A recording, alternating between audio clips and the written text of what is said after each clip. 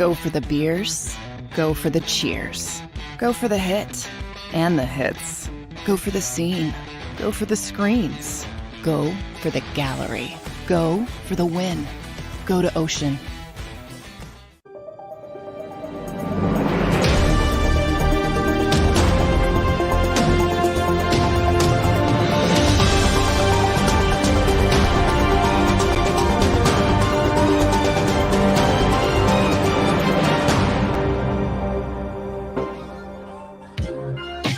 There we are, Monday. What's up? What's up, everybody? Happy April. Happy Monday, one and all. Derek Gunn, Barrett Brooks, Rob Ellis, affectionately known as Sports Take, here on JAKIB Sports YouTube channel. What is up, guys? How we doing? What's the deal? What's the deal? I wish people could listen into our pre-show meeting sometime. No. It's better than the show, baby. University, I appreciate you reaching out to me. Appreciate you. What's up, everybody? What's up, everybody? Chad Christie, Stoutland, John Dickerson, Casey, Fitness Rebel, Wheat Bread, Sean O'Neill. There's Father. Jim G, Tyler, Yacht. What's going on, everybody? Yeah. Man, so I won't reveal anything. I will just say Tone, our producer, who's a great dude. Love Tone. Yes. Super dude. This is when you know somebody is highly intelligent and highly caring. And we pay him a compliment before I get to what our knucklehead stuff that we said. I won't reveal what we said. He's always seeking out advice. He seeks out counsel. He doesn't think he knows it all. And to me, that is a sign of a well-adjusted, very bright human being. So anyway, I will just say I agree with you 100%. But he said, "Hey, man, I'm always looking for advice on this marriage thing. I'm relatively new to it, et cetera, et cetera." Gunner bestowed unbelievable wisdom. I didn't do much, and Barrett had a funny line, and we'll leave it at that. That's all we're going to say. That's all we're going to do. That's it. That's it. Just know you don't know what you don't know. Yes. Sometimes there's the other part. When somebody's espousing wisdom, like Gunner was, I mean that sincerely. I'm not even being sarcastic. You get out of the way. Yeah. I don't need to add to that, man. Tip the hat. You nailed it, brother. I've been married 41 years, man. And in my younger days, I had to seek a lot of counseling also from friends I respect a lot. And, luckily a lot of my friends have been married almost as long, if and longer. And, the one thing is, don't be afraid to share with people you trust, Be in all honesty, don't be afraid, because I don't care how long you've been on this, you don't know everything. Right. When you stop learning is when you become stagnant in life. Mm-hmm. It's plain and simple. There's no topic that you can't learn something about. And I learned a long time ago, because the male pride sometimes prevents you from opening up and actually talking to people. And I've been blessed. I've had some heart-to-hearts, even with you guys. We've had some hearts-to-hearts through the years about a lot of great stuff. And I've had some great hearts-to-hearts with people I respect in a ministry field, in the secular world, business world, athletic world. And I've had a lot of young athletes ask me for advice on stuff like marriage, on life, how to veer away from certain things. And, don't ever put yourself in a fishbowl where you think you know it all, because all of a sudden you find out how little you really know. So true. Agreed. Well said. I agree with you. And then you talk to me. Yeah, you know what though, Barrett? You need differing perspectives, Barrett, from different people. I'm going to say this about Barrett, and this is so true. In the years I got to know Barrett, when I first got to know Barrett, I was like, oh, dang, okay. Then you find out. What does that mean? Okay, I'm going to leave it at that. Then you find out this dude is like the biggest teddy bear in your life that you ever wanted to meet. He's 6'5", 300 whatever pounds. A lot of it is just blowing wind, hot air. Not breaking wind. That's what I said, blowing wind. Yeah, careful. Okay. This dude is one of the most giving dudes I've ever met. He'll give you the shirt off his back. He goes out of his way for people, and his time is tight, just like our time is in life. And I can say the same thing about Rob in the years I've gotten to know him. And let's face it, we're in an industry where it is a high volume, high tense industry where patience is short a lot of times, fuses blow on a drop of a hat. But that's not the true character of what we are and who we are. And when you spend a lot of quality time around people like you get to see the true person. You see what I'm saying? Yep. It's not like It's not like when you work at a factory, a lot of times you go in and do your job, you got tunnel vision, you do this, that, and the other. You go home and that's it. In our business, you have to intertwine because what we do is feeding off each other makes what we do that much better in terms of doing shows and producing shows and things like that. So I know the character of both people. And let's face it, we all have a short fuse size at times, but not to where it's malicious. See, there are people that have short fuse size that are malicious, and that's where we pull in the reins. We say things and then we let it go and we move on. And we're men enough to admit when we're wrong. And I'm gonna tell you, one of the biggest things, Earl, when I was younger, that I had to learn to do better was learning how to say, I'm sorry. That was tough for me when I was younger. And it's so easy now. It's like, I have no qualms about it whatsoever. Because, when you say you're sorry, you're a man, you're admitting like that's what you're admitting a mistake and you think for some reason that's makes you lesser. Yeah. But no, there's nothing wrong with that. Right. If you hurt somebody, be man enough to admit you hurt somebody and move on. Yeah. Well said. Well said, man. Good stuff. Good stuff. That's a good way to start it on a Monday. Yeah. Right there. A little advice. And maybe we might make that a I'm sorry, Ask Gunner. Yeah. Sorry, Derek. I'm sorry in advance for what I'm about to say. I don't know what I'm about to say, but I'm sorry in advance. Yeah. Something's going to come out that we're going to need to be sorry about next 3 hours. Yeah. Oh my God. What a speaking of sorry, how about the sorry performances from the Philadelphia sports teams yesterday? Oh my goodness. What are we doing? Whoa. So the Phillies get swept out. Let's start there. The Phillies get swept out by the Rangers. Now, yesterday actually resembled a baseball game. They lost 2-1. You don't like it, but it looked more like a baseball game. Right. The first two games, they get outscored 27-10. They lose 16-3 on Saturday. That's with Aaron Nola and Zach Wheeler on the mound, man. Right. That was, you talk about, guess what? Last year's over, folks. Come here. Let me just slap you around a little bit just to make sure in case you were still, in La La Land, that it was still the World Series run. It's a new year now. Get used to it. Later in the show, when we do our baseball segment, I'm going to bring up a stat that I stumbled across. And hopefully this is not an omen of what's to come for this season. Because the roster looks so much better. But there's a stat you're going to say, Rob being a stat guy is going to go, D-Gun, why'd you bring this up? So I'm going to save that for later in our base. But you're right. But you know what? You're right. It was a bad weekend for Philly sports. But it was a great weekend for a variety of sports. You had the Final Four. For sure. Yeah. You had the women's final, which was phenomenal. You had baseball. Unfortunately, the Phillies didn't win. You know, you had a little bit of everything. And I didn't even watch. I kept seeing people tweet about this WrestleMania that was over 2 days.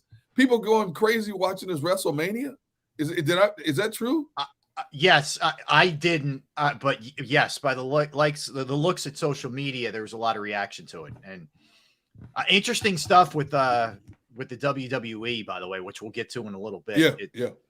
Pretty crazy. But listen, it's not my cup of tea, but people love it. People care. They're into it. I don't get it, but that doesn't mean people can't love it. They love it. Yeah. Back in the day, that was big though. It was big. Remember when NBC back in the day would have once every few months Friday night main event? Yeah. I couldn't wait to watch Friday night main event because all my big stars, Hulk Hogan, Sting, all these guys were on there, man. And I couldn't wait to watch. The thing is, think of something else you watch in life.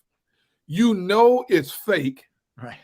But you can't wait to see it. Yeah. Well, it's honestly, and then here's where I'll defend it. It's like any TV show or movie, unless it's a biography or something, like you know this wasn't real life, and you still enjoy it.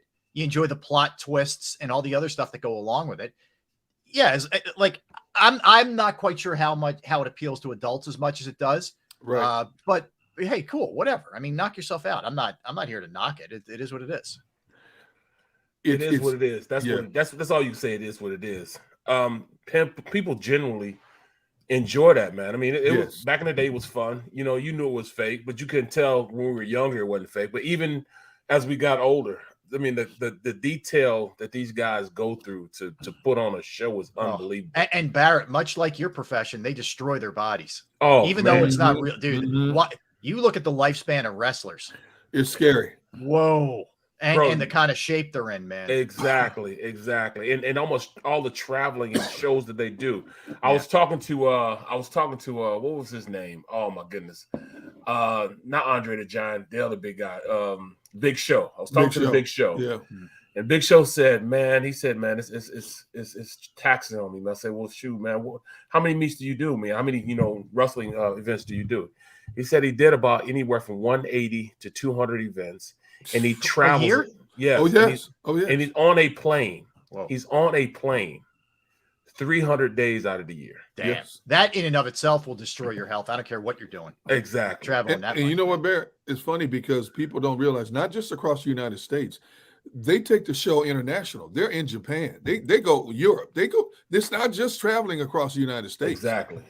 See, and I agree. I like that, John. what? Bland The bland assassin. assassin. Ah, that's pretty good. I throw Cheerios in your eyes. Yeah. but when you hear about some of the shocking deaths of some of your favorite wrestlers from back in the 90s and stuff in particular, drug and alcohol related, 99% of it was due to the fact that these dudes did these drugs and alcohol to numb their bodies from all the dude, they talk about the back injuries these dudes suffered, broken vertebrae and stuff in their backs and stuff like that. And see people, people don't, it is fake, but there's a realness to it. You're right, man. The body wear and tear that they take, and then they try to just masquerade it with the drugs that they take to numb the pain, and it gets to a point where they lose their minds. I mean, if you just look, some of your favorite wrestlers, man, dying in their 40s and early, some of them in their 30s because they couldn't take it anymore. Yeah. It's scary, man. Yep. Yeah, no question. It's a tough choice. Now, guys like The Rock are exceptions. Hulk Hogan, John Cena. They've catapulted into just a different stratoverse. But the problem is with a lot of the others, once they can't do it physically anymore, they haven't saved their money or they didn't make enough money and they're beat up physically. They're maybe having some mental issues. I don't want to drag all this down.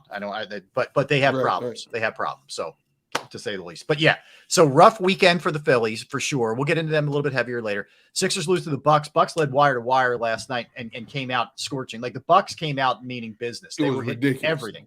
8 for 8 from the floor, right from the jump. And the Sixers fought. They hung. They fought back a little bit, but ultimately it wasn't enough. And they win. And now we're down to 4 games. They have a big one against Boston tomorrow. And they're only 1 game out of locking up the top 3 seed. That's going to happen anyway. That's a formality. But then you decide, what do you do the last 3 games with these guys? Because Harden, I'm really worried about Harden. He does not look good. He didn't look good last night.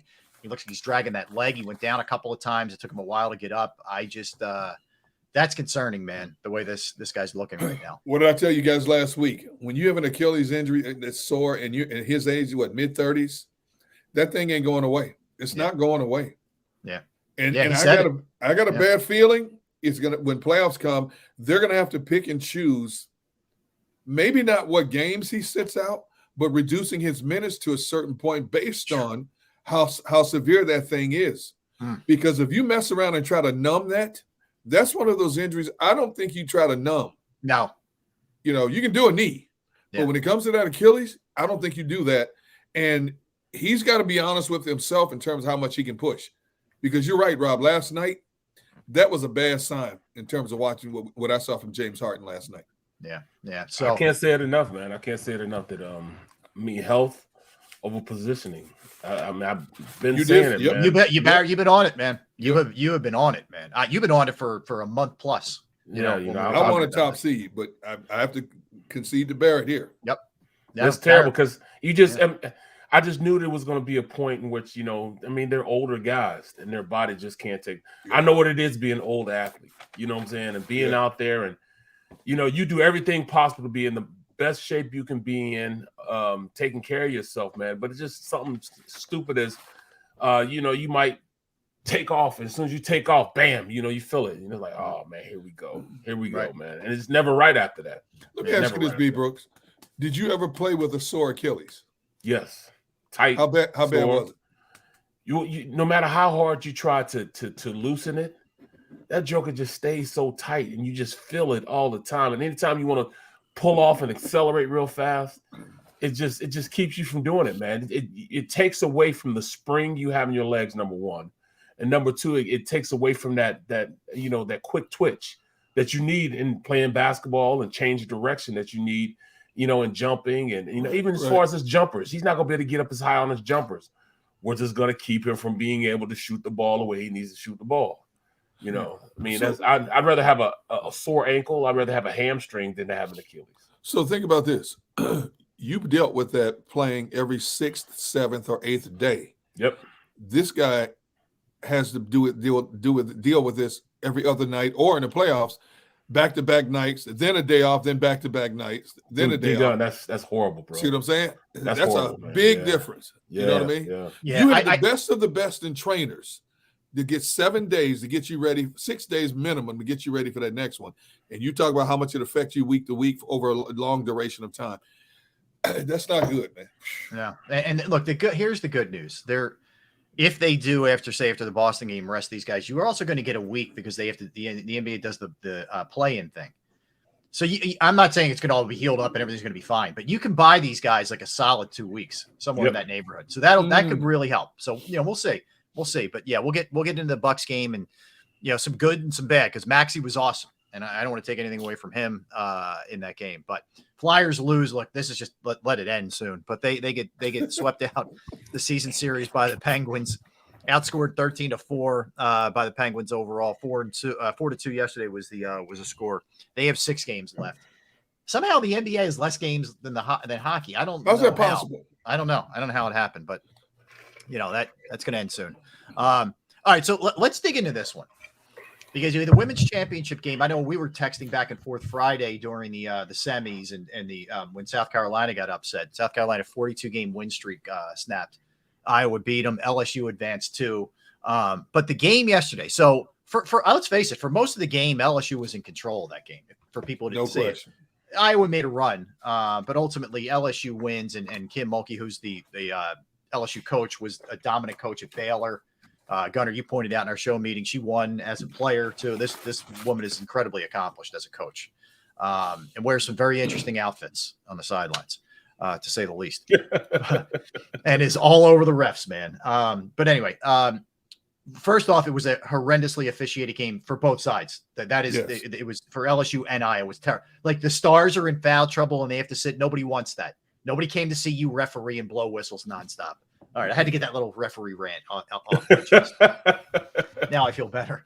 All right, so the game ends, and there was trash talk during the game on both sides. Caitlin Clark, who's Iowa's star player, trash talking, LSU trash talking. The game ends.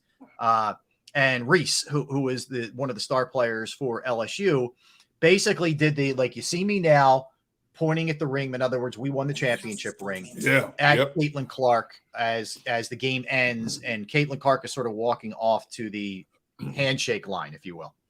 So, of course, that spurs all kinds of stuff, and we're talking more about that, unfortunately, than the game, which, by the way, the women's tournament destroyed it this year ratings-wise. Like, their numbers were through the roof the entire time, but especially as we got closer to the national championship and the semis and all that kind of stuff.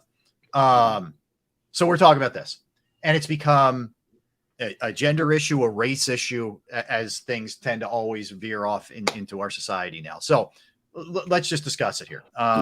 Like for me, this is what goes on in sports. There's trash talk. Yep. Michael Jordan, Larry Bird. Let's just take basketball. We could talk about the NFL, whatever. These guys talk. These players talk. Why are we holding women maybe to a different standard? Number one. Women are competitors. They talk trash. By the way, Caitlin Clark after the game was like, yeah, they beat us. She can say whatever she wants. Exactly. Like when I hear that, like what are we doing here? Why are we further digging into this thing? Like, so anyway, I'm curious where you guys fall on this. I don't understand. I mean, it was okay when Caitlin Clark was doing this when they played South Carolina. It's okay when professional and college athletes in the men's side do this. Aaron Donald did this when he won a Super Bowl ring, as do other players.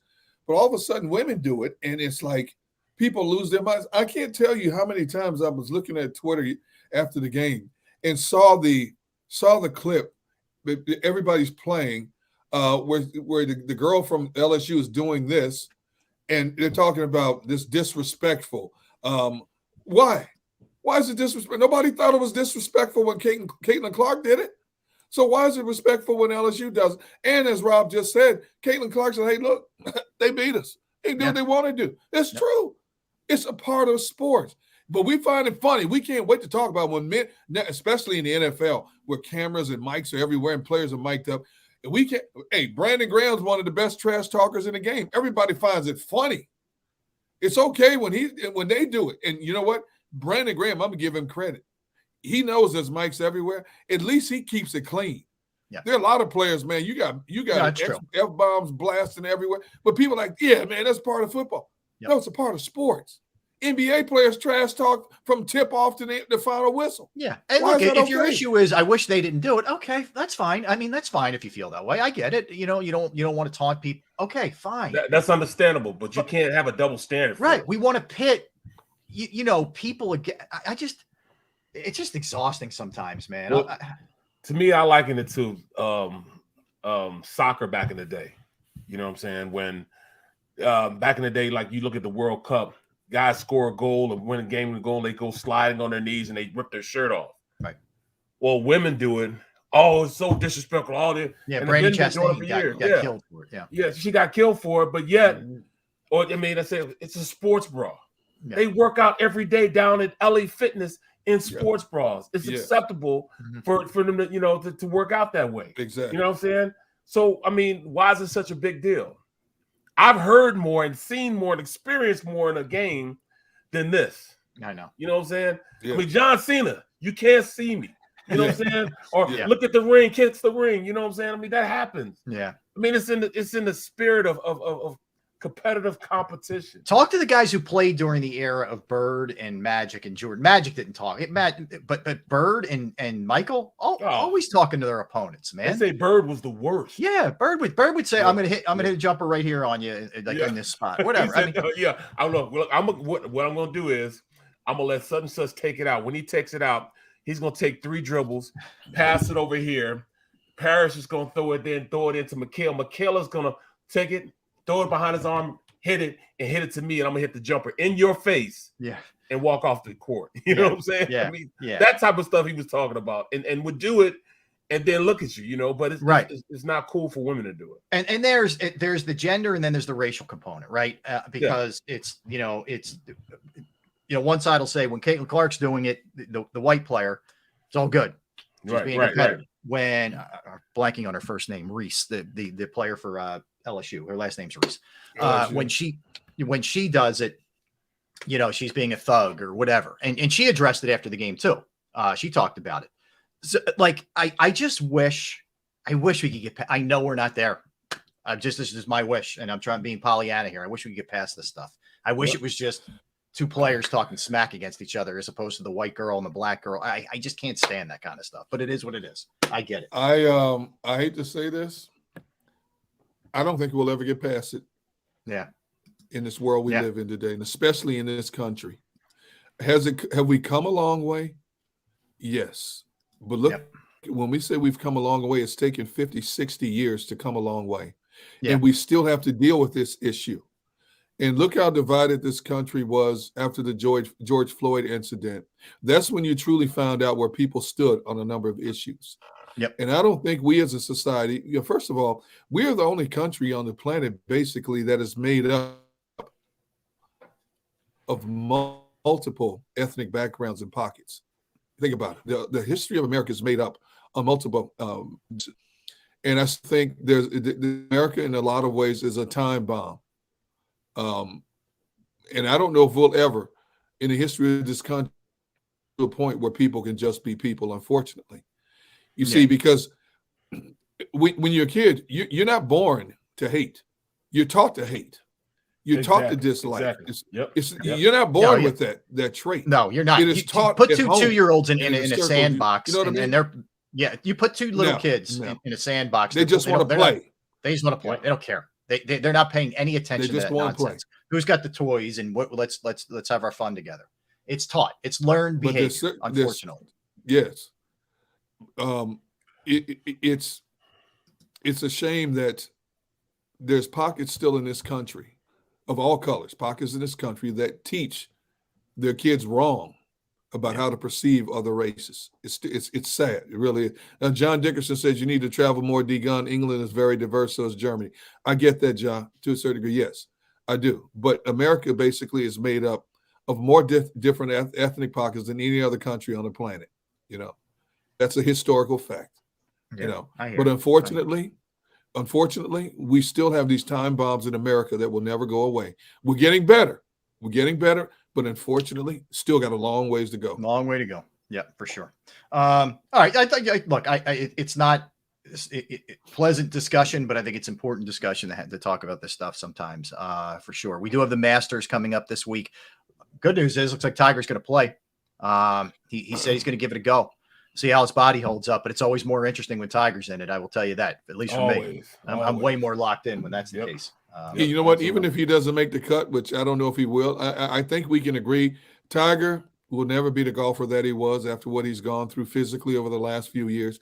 But the first few days of the Masters, the numbers will be exceedingly high because his name is back on that walking amen corner. Yep. And out there, you know, and let's face it, PGA is smart enough to realize that a lot of people are going to go to the Masters just because he's back. Oh yeah, absolutely, 100%. Yep, 100%.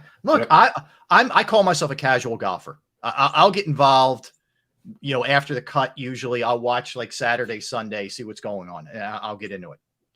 But am I locked in a lot more if Tiger's involved? Do I want to see if Tiger makes the cut? Will I watch the early rounds with more intent and more interest? Yes. The numbers will be off the chain just because we don't know where he is or how he's going to play now. I mean, is he done? We just want to see if he's done or if he can still play. Yeah. Same thing. So that'll be interesting. So it's a fun week. Masters week is always a fun week. All right. We're going to come back. We're going to get into the Eagles. We're going to look at a couple different things. We're going to do our predictions, what we think is going to happen in the first round. Right now, they sit at 10 and 30. That much we know. Will they trade back? Will they trade up? Who will they go after? What position will they target? We'll dig into all those kind of things when we come back. I'll give you – these are not pretty numbers. I'm going to give you the history of teams getting to a Super Bowl, not winning it, what happens the next year. Yeesh. All right. We'll cover that as well. Don't go anywhere. Barrett Brooks, Derek Gunn, Rob Ellis. We are Sports Take, JAKIB Sports YouTube Network on this Monday. Let's talk about Bravo Pizza because you know what? 12:30 in the East, man. Get you a little hungry? Yes. Bravo Pizza is the place that you want to go. Yes. I'm thrilled that they are part of our show, our channel. I've been going there since I was a kid, and they've been family owned since 1985. Alex and the crew are like family, man. They're open 7 days a week. You walk in there, man, it is a great atmosphere. I mean, the food is ridiculous. The people in there, the customer service is flat out awesome. The food is fresh, homemade daily, not sitting under some heat lamp for a week. Bravo Pizza offers 20 different styles of pizza. They have slices to go. So you want to pop in, man, give me a couple slices. I go, all right, you're in and out. But I'll tell you personally, I love the upside down. I love the half pep, half plain. You guys know me, the plain. I went there Friday, was talking a little sports with Alex and the crew. But I will tell you this, one of the other great things is, and this is unique, you call them and you can order a specialized pizza the way that you like it. All right. Not just, you can take it beyond the menu, however you like it. And it's not just pizza. It's fresh pasta, sandwiches, wraps, wings, salads, all the above. The other great thing is Bravo Pizza of Havertown is committed to the community. They have fundraisers for charities, schools, little leagues, where the proceeds go to those organizations. You can learn about the specials and the promotions if you follow them on Instagram and Facebook at the Bravo Pizza of Havertown. 1305 Westchester Pike in the Manoa Shopping Center in Havertown. That's 1305 Westchester Pike, Manoa Shopping Center, Havertown. Give them a call, 610-446-3810, 610-446-3810. Bravo Pizza of Havertown. Go to get your game on. Go for the beers. Go for the cheers. Go for the hit and the hits. Go for the stakes and the stakes. Go to get your parlay on. Go to get your party on. Go for the scene. Go for the screens. Go for the gallery.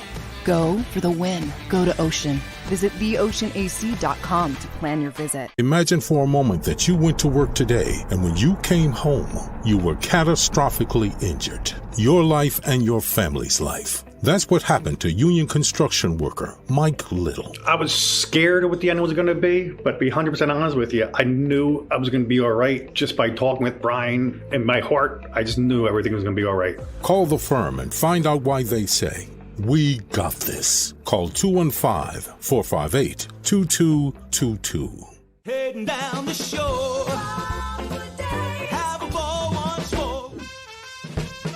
Here, imaginations run wild and time stands still.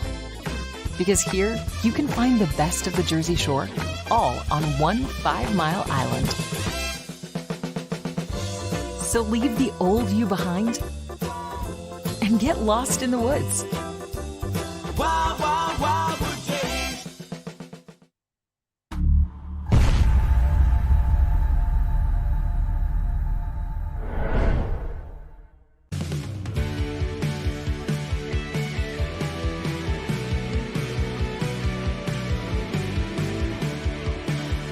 My name is Fran Salerno. I'm a managing director here at Del Valle Insurance Group. Been in the business for over 36 years, saving people money on their insurance needs. Give us a call. Let us help you custom design an insurance plan that meets both your needs and budget.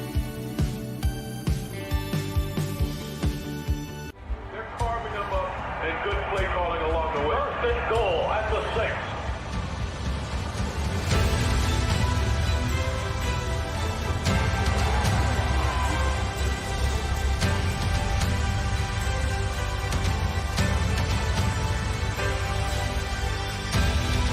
On the field of life, First Trust Bank is there for you. Champions on 3. 1, 2, 3. Because Philadelphia dreams deserve a Philadelphia bank.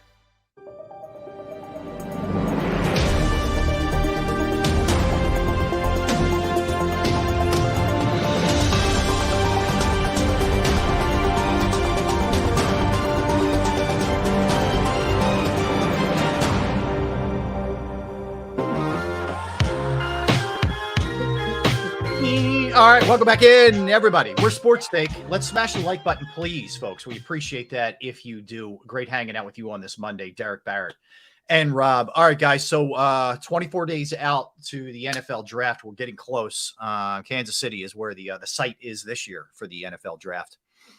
So I want to hit a couple things. Let's start with this before we get to the draft. I should have brought this up first. Did you guys see Darius Slay on his podcast mention his I'm doing my best Darius Slay impersonation. He said he was this close to being a Baltimore Raven. But you know, the Eagles and he figured out a way to get things done, however that came about. And he is still a Philadelphia Eagle after the extension that he happened to receive. Let me start with this.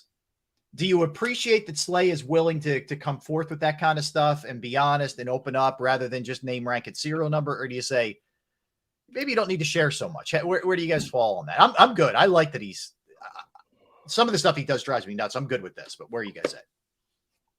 I'm talking about Slay, man. I mean, we're lucky just that came out. I mean, you're gonna get the raw, honest opinion of a guy that's willing to give you that raw, honest opinion. Yeah, he's gonna give it to you whether you wanted to do it or not. You know what I'm saying? Whether you wanted him to say it or not. And it's cool. You know, it's back to what I've been saying. Philadelphia Eagles are a destination spot for free agents. They want to come here. First of all, I mean, they're winning tradition that they have. They love the fact that they're going to compete. They're always going to be in a position where they're able to compete for at least, being in the division, tops of the division, tops in the conference. But the biggest thing is players talk, and they talk to each other about how they treat their veteran players here. And they treat their veterans pretty daggone good, man. Really good, actually. Yep. I agree with you 100%, but here's what I can tell you. That story is 100% true. That deal between Slay and the Ravens was done deal basically. Before he signed that deal, he got a call. Hey, can you come to the Eagles office for a few minutes? Sat down and talked with a few people, and all of a sudden changed his mind. Now, what was said behind closed doors, I don't know, but he changed his mind because in his mind, he was gone to Baltimore. He was gone. No question. Interesting. That's and then interesting. in the 11th hour, right, somehow, some way, Eagles got him to see things their way. Okay. Well, hey, whatever it takes is the first thing I would say. So interesting. But he's back. And again, if this is one of those deals where if you told me that Bradbury and Slay were both going to be back, I would have said no way. I would think that was totally wishful thinking. No way. You know? There's no way they should be back. I don't know how he did it, but how he made that happen. You know, that's crazy that we have both of our starting corners back. You know, big dollar starting corners are back and fitting within the salary cap right now. That should not have happened. Well, see, I think I go back to what I said last week. I think in Bradbury's situation, he was offered more money, but I think the teams that were offering him more money are reclamation projects that are trying to build something. Right. And Bradbury got the taste of going to a Super Bowl. He was this close to winning a Super Bowl. And when you look at his age and his tenure in the NFL, there's some players that jump at that last dollar. You know why? Because maybe in the middle of their career, they didn't blossom the way they started to expanding in the late 20s into early 30s.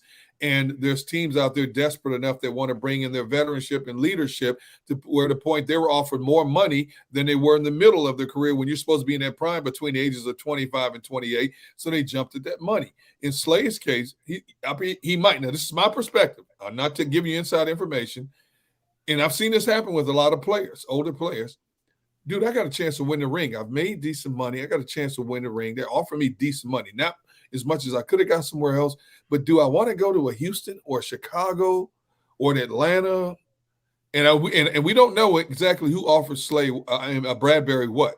But at some point, is winning that trophy more important than a few extra dollars? Yeah. Maybe it is for Bradbury. Yeah. You know what I'm saying?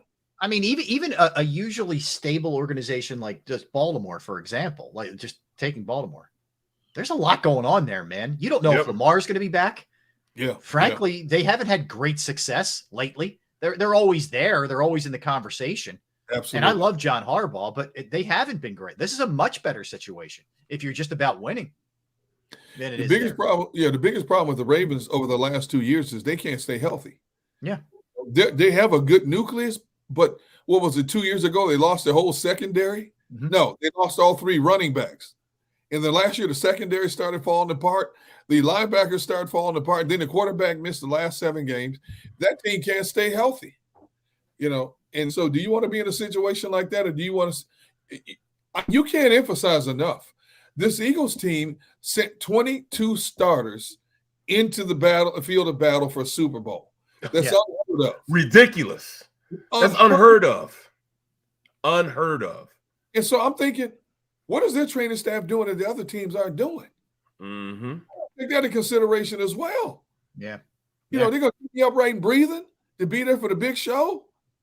And they take care of you. You know what I'm saying? They take care of their guys. Yes. And that's the big thing. You know, you got veteran players that, you know, would go to bat, you know, with putting their reputation on the line. Say, hey, man, come here. They will take care of you if you're an older player here. They're going to take care of you. They're going to make sure you're going to be ready. Your body's going to feel good going into a game.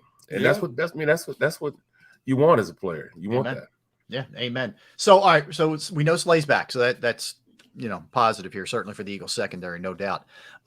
Mentioned, I want to get into the draft in a second. Let me just hit you guys at this first. And props to Ruben Frank from NBC Sports Philadelphia for some of these stats and for you know, putting together in his piece on NBC Sports Philadelphia. But last 20 years, one team after losing the Super Bowl has gotten back to the Super Bowl the next season, and that was the Patriots. Jeez. Patriots lose to the Eagles. You remember Super Bowl 52? Yeah, they came back and won it the next year. That was the really ugly in the game second half. The Rams, right? Wasn't it that? Yeah. Was that ugly game against the Rams, or was right? It wasn't. No, that was the Falcons game. No, it wasn't. The next year they won it. I thought it was that ugly game against the Rams, but you guys might be right. Anyway, so New England's the only team to do it in the last 2 decades. The only one. Listen to this. 19 other teams. 4 lost in the conference final. 5 lost in the divisional round. 2 lost in the wild card. But here's the whopper. 40% haven't even made the playoffs the next year. 40. Oh, goodness. Okay? So if you look at the Eagles' history, when they lost in 1980 to the Raiders, they came back in the next year. They did make the playoffs, but they lost in the wild card to the Giants. Then you go to the 04 team. They came back in 05. They missed the playoffs completely. They get decimated with injuries. T.O. lost his mind. You know, we all know what happened. No need to rehash all of it. He said T.O. lost his mind. Meanwhile, we were all losing our mind when it was all unfolding. That was crazy, man. Griffin's right. The Falcons was Super Bowl 51. That's correct. So that's before the Eagles. So it was that bad Rams one game. Anyway, that's pretty daunting, man. Like that's pretty worrisome. And I know every year's different, every team's different, but yeesh. Well, you're at the I won the Super Bowl. We went back that next year. We were 8-8. Okay. We totally sucked. Yeah. I mean, we lost. So Barry, walk us. What is it? Just you gave everything you had that previous year, and it's hard to sum up enough just to sort of go through everything you have to go through. What is it? In all actuality, I think it's because we got just taken apart, totally dissected by other teams coming in and taking our players. I mean, a lot of those players left and were, part of other franchises. When you win a Super Bowl or you're in a Super Bowl, everybody wants what made you great. And it's the players and the coaches that made you great. We had several coaches leave the organization, go to different places as head coaches and coordinators and stuff. Yeah, players, big time players get their paydays and go to other organizations, and that's the biggest thing. You don't get the same group of guys the next year. If you kept the same group of guys, same group of coaches, you'd be able to compete easily the next year. It's very rare that you get, besides Brady. Brady willed those teams by himself to do it. But it's hard for another team to come out there and have the same results or having those type of results going into it, So that's the biggest thing, It's more so you can't keep your players. Players are leaving, and they want to take advantage of their success, all that hard work they had. So they leave and go to other teams. Interesting. Yeah, Gunner. So just to Barrett's point, I mean, just take the Eagles, for example. On defense, they lost their coordinator, their linebackers coach, the secondary coach, another assistant coach. They lost Javon Hargrave. They lost CJ GJ. They lost Epps. They lost Kaiser White, just to name a few. So that fits into the narrative. Edwards. Yeah, right. That fits right into the narrative of what Barrett's talking about. Not only is it hard because you are the hunted, right? But you also lose pieces. You lose pieces that helped get you there. It's the vultures that circle and swoop down and pick the carcass clean after you've had success. And then a bigger part of it is, people keep saying, oh, they only play once a week. But the mental and physical strain you go through to play once a week is unlike anything that basketball, hockey, or baseball encounters. And after even if you don't win it, after you get there, you are everybody's Super Bowl game next season. The mental and physical tax you go through just to get up. I don't care how good a team is. You always have one or two games where mentally you're just not as sharp. Physically, you're just not on point. But everybody who comes in gears up to play you because they want to take you off that pedestal just a little bit. I've seen it happen too many times. You couple in the injury factor, and it's like once the domino effect starts, it's like a plague or a virus. Once one person gets the cold, everybody else is susceptible to getting that virus. And you go back to that Eagles team of 2004. They should have gone back to the Super Bowl in 2005. Outside of T.O. losing their mind, that team it was one injury after another. It was Trotter. It was somebody else. It's like, every week we would sit there talking about who's next. It became a running joke, and then you look at the Eagles team that Doug Peterson had after the year after he won the Super Bowl, the next 2 years. The offensive line in particular. It was just like blown. The offensive line 2 years in a row. Everybody's making fun of Carson Wentz being Chuck and Duck. Look what he had protecting him for the next 2 years in terms of injuries. And then you had a bunch of kids playing on the back end of the defense that Malcolm Jenkins had to coach through games because they were losing veteran players by the wayside. It's just the nature of the beast. You know, the numbers that you gave by way of Reuben Frank, I'm not surprised one bit because you see it happen. And then you look at the other factor. Look what happened to the Rams. They sold their souls for that one moment of glory, and it paid off for them. It paid off for them. And look at what they put on the field the following year. Their carcass was picked clean. Yeah. Look at Howie Roseman's team, okay? Howie Roseman sold the farm, and everybody applauded what he did in 2022, strategically putting pieces in place. One of the most dominant array of talents that we'll ever see in the last 10, 15 years. He got close, didn't finish it.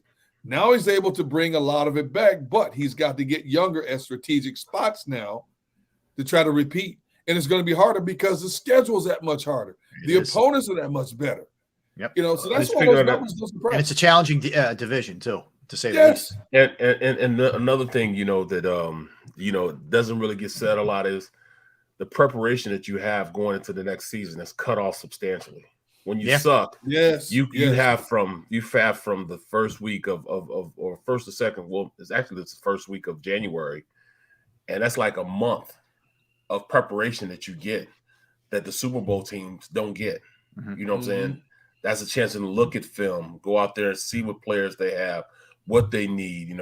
How they can go about seeing or taking another team's stuff. I mean, for the front office, coaching staff, and scouting departments, that time is amazing. You know what I'm saying? Yeah. That's time that they just don't get anymore.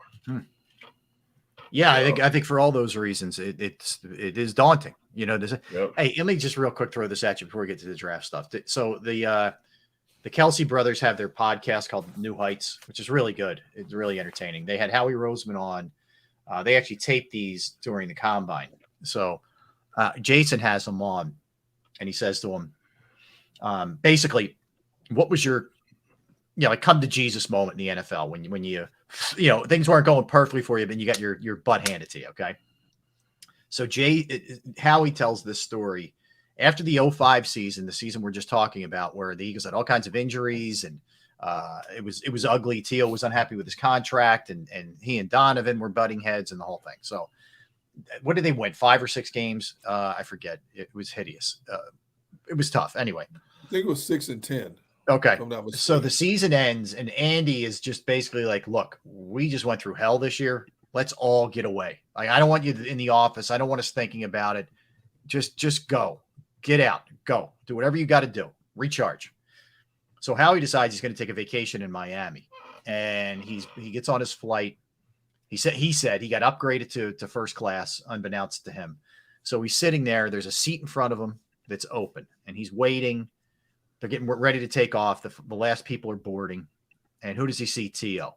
So keep in mind, at this point, Howie is not the guy. It's Andy and Joe Banner, but he's right there with all these discussions, right, and everything that's going on. He's like the right hand man for Joe Banner. T.O. looks at him. Howie's like, "Oh my God, like I can't even get away from this." T.O. sits down. He jacks his seat as far back as it can go. It's like in Howie's lap for the entire flight. According to Howie. Okay? So it's 2.5 hours of this where Howie can't even move, right? So they land in first class. How T.O. juts the seat back up. He stands up. Howie looks at him and says, Hey man, have fun in Miami. And Howie says, T.O. looks back at him and says, bleep you to him. Okay. and walks off the flight. And Howie's just like, well, okay. Yeah, I guess that was my wake-up call that we're not going to get the Super Bowl every year. Not everything's going to go well. But T.O. was pretty funny. Like, he responded on after he quote tweeted the clip and was basically like, I don't remember this, but God bless him if he remembers all this kind of stuff. I don't think I would have said F you to him, but I put like a laughing emoji. He wasn't like, wasn't some war all of a sudden started. But right. That's a pretty funny story, man. That the bad luck of something like that happening, man. That's just, I mean, that's amazing, bro. Pretty funny. That's amazing. But check it out if you get a chance to see the clip. It's pretty good. All right. All right. So the draft. So the Eagles right now are at 10-30, guys. That we know. We also know that Howie is a wheeler and dealer, and very rarely does he stand pat. Okay. So let's put ourselves in the Eagles position. Let's do a little prognosticating here. Let's put on our hats here and look ahead a little bit. Here's my best guess. I absolutely think 30's traded. Let me start there. That'll be traded into the second round. And they'll try to recoup some stuff in the middle, I think. 10 can go a lot of ways. If they're sitting there, and for example, Jalen Carter falls because of some of the off-the-field stuff, okay? But they believe they vetted him enough. I don't know what just happened there. I don't know what happened there. I was like, okay, all right. I just tried to keep going, but I know. If they believe he's good to go, and this was an isolated thing, and he's fine. Let's say he's falling, and all of a sudden, wow, he's at 7. Oh my God, he's at 8. Like, this thing's getting real now. And then all of a sudden, he either falls into their lap at 10, or if they maybe want to jump up a spot, whatever. Then I think there's a distinct possibility they either stay at 10 or maybe potentially move up if there's that kind of scenario, right? Which there could be, by the way, considering 4 quarterbacks are going ahead of them, at least. Okay, likely. So I think if that happens, they stay there. If not, I think they could move down with both picks. And I know fans don't like to hear that, but I really do believe that. That's just in terms of maneuvering. And we'll get into who we think they may take first. So where do you guys fall on this, sitting there at 10 and 30 with 2 picks in the first round? I think they're going to try to stay at 10 and get the best player possible. If Carter falls in their lap at 10, I think it's a slam dunk they take Carter because they like to build from the inside out. If they don't, I think it's imperative that they get another young corner, because while Bradbury and Slay both stayed healthy all season long, you can't have enough cornerbacks in the National Football League. And I think it's imperative. And I don't know if Christian Gonzalez will be on the board when they pick there. No. But I do say you have Weatherspoon and you have Porter there, and you have to take one of those two. Barron and I have gone back and forth all off season about Gonzalez compared to Weatherspoon. And I think, you look at all these mock drafts and all these experts, how they size them up, and people have gone back and forth between Gonzalez and Witherspoon being the 2 premier. Joey Porter is a close third. If Witherspoon is sitting there because he's the best man-to-man cover, the most physical, the one that's not afraid to play bump and run and does all these things, I think you grab Witherspoon there and let him groom under Slay and Bradbury for a year, and then he's going to assume a role maybe the next year, and probably Slay will probably be gone after this year. I don't know. But I think you go to D-line or the cornerback position hand in hand, whatever's available there. All right, B, how about you? If Jalen Carter's, if he gets to 8, there's no way on God's green earth that the Eagles will allow him to get past 8. Mm-hmm. They're gonna try to, trade up to get that. Even 7 is realistically for him with that number 30 pick. And that's just the nature of when you have a game changer like that. Yeah, I know about what he did at his workout, what I'm saying? And I understand that. I understand the stuff that happened with the girl. But, the tape doesn't lie. You don't lose what you saw on tape, especially in the SEC. You don't lose that type of funk.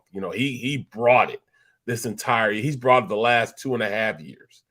So when you look at that film, you look at that tape, there's no way that he gets past 8. Like it or not, he'll work in our locker room. We have a locker room that can do that. We got Fletcher Cox, we got Brandon Graham, guys that can get him going in the right direction. Make sure he's in shape. Make sure he's doing things the right way. So I doubt seriously if he gets around 8, I see the Eagles moving up to try to get him. Christian Gonzalez, he's another guy that won't be on the board when we pick either. He'll pick right around 6, 7. There will, Witherspoon will be there. I would love for them to pick up Witherspoon. But I just some reason I think they're going D lineman. I think they're going to go with a D end, a defensive end /3 type of player like Carter. Or when you say 3, Barrett, what do you mean by that? So for people who don't know, a guy that can play both defensive tackle and defensive end. Okay. Mm-hmm. If not, I think they'll trade back and get a guy like Nolan Smith. Nolan's a good player too. I mean, he's a Hassan Reddick-esque type of player, about 250, 6'3", 6'4", can rush the passer. has a high motor, but also is good enough to play the run, solid at turn and get things turned back in. He creates penetration. He gets up the field. He makes sure the ball doesn't get outside of him. He's a run stopper also. He's not just a pass guy. He's a run stopper also. We can get him later on. If we get him like around 14, 15, why not trade back, get more bang for the buck? Mm-hmm. You know what I'm saying? We don't have players around that in the fourth, fifth, and the sixth. So I think that's where you start collecting those other players, moving back, and get an opportunity to bring those guys in. So yeah, I mean, I could see him doing that more than anything. But if Jalen Carter's around that 8 area, they trade up. If he's not, he's already been taken. Then I think they move back and look for a guy like the kid from Georgia. You know what I'm saying? Or maybe they go in a different direction. But I mean, that's just what I think. Okay. And by the way, I was looking at his draft profile. They have him listed, and take this with a grain of salt, but they have him at 6'2", 238. There's some people that question if he's weighs quite that much. But yeah, I mean, and he tore his pec. He couldn't finish the season, but you would look at his 3-4 years there, man. He was good every single year. Oh, he was dominant every single year. Yeah, he's got from his freshman year on. Yeah, fast, quick twitch, attacks, explosive, pulls. Yeah. I mean, point of attack leverage for a guy his size, all those kind of things. The only concern is his size. That's it. I mean, that's really what it is. But they say he's a run stopper also. He can stop the run. He can set the edge. Mm-hmm. All that stuff is a compliment to his work, and he's pretty good at doing that type of stuff. So he, like I said, he reminds me a lot of Hassan Reddick. Can you imagine him coming off one side and Hassan Reddick come off the other side? Yep. That's serious. But again, I wouldn't be surprised. And I know you pointed out offensive line. You guys both did. Paris Johnson wouldn't surprise me one bit. The Ohio State kid, if they end up going that route. Because if you think about it, Juergens is probably going to play guard this year, probably. But Kelsey's going to retire soon. He's going to have to slide over to center. And if they don't feel like they love the Driscoll types, it could be a Skoronski. It could be a Paris Johnson. You could make that kind of move. Or Jones from Georgia. George from Georgia. If you move back. Yeah. Yep. Yeah. All those things could happen. Yep. Yeah, well, fans don't like to hear trade back. I know it puts a damper on things, but it's very well could happen for sure. Here's the thing. I've learned over the last few years in particular to put height and weight aside, because go back to a guy named Aaron Donald. Everybody talked about he could be the next great one. Then there were the pundits who said he's not big enough. He's just not big enough. I have concern. Have you seen anywhere where Aaron Donald being a 265-pound D tackle has affected him negatively? Yeah. Right. No. Right. So it depends on the scheme you get in. I learned a long time ago. It depends on the scheme. If you get despite the height and the weight, if you put them in the right spot, if you're in the right scheme with the right coaches, they can excel. So I want to know the athletic attributes. That's all I need to know. Give me the athletic attributes of what they can do, and let's judge it from there. Mm-hmm. Well, that's where guys that come out and they become these combine warriors. So you got to watch that a little bit. You really got to watch that a little bit. But I've seen guys come in and like Mamula. He's the first one to start training. Mm-hmm. For the draft, and got him picked up, pretty high. When you look at Nolan Smith, he's a 4'3" guy. Yes. 235, 240, 4'3". Come on now. Just Kalijah Cansey from Pitt. Yeah. I believe he can be the next Aaron Donald. Yeah. Yes. The next guy to come in. He's a small guy. Ed Oliver type player, almost like I would equate him almost like a John Randall-esque. If they gain a little weight, he can be a John Randall-esque type of player. Yeah. So yeah, I mean, got to take a chance. So 30, if you either at 30 or trading down into the second round is really where it gets fascinating, because then it opens up so many different possibilities. Let me say this: I get asked about, I'm sure you guys too, all the time. Running back radio. Huh? Running back. Yeah, you know where I'm going. or in the chat section. I can't tell you how many times Bijan Robinson's name comes up. And here's the thing: when you talk about this, people think you're saying he's not a good player. I'm not saying that. He's an awesome player. Right. Exactly. Number one, they don't philosophically. They don't believe in taking a running back that high. They just don't. All you do is look at the history since Joe Banner and Andy were running things in the late 90s, okay?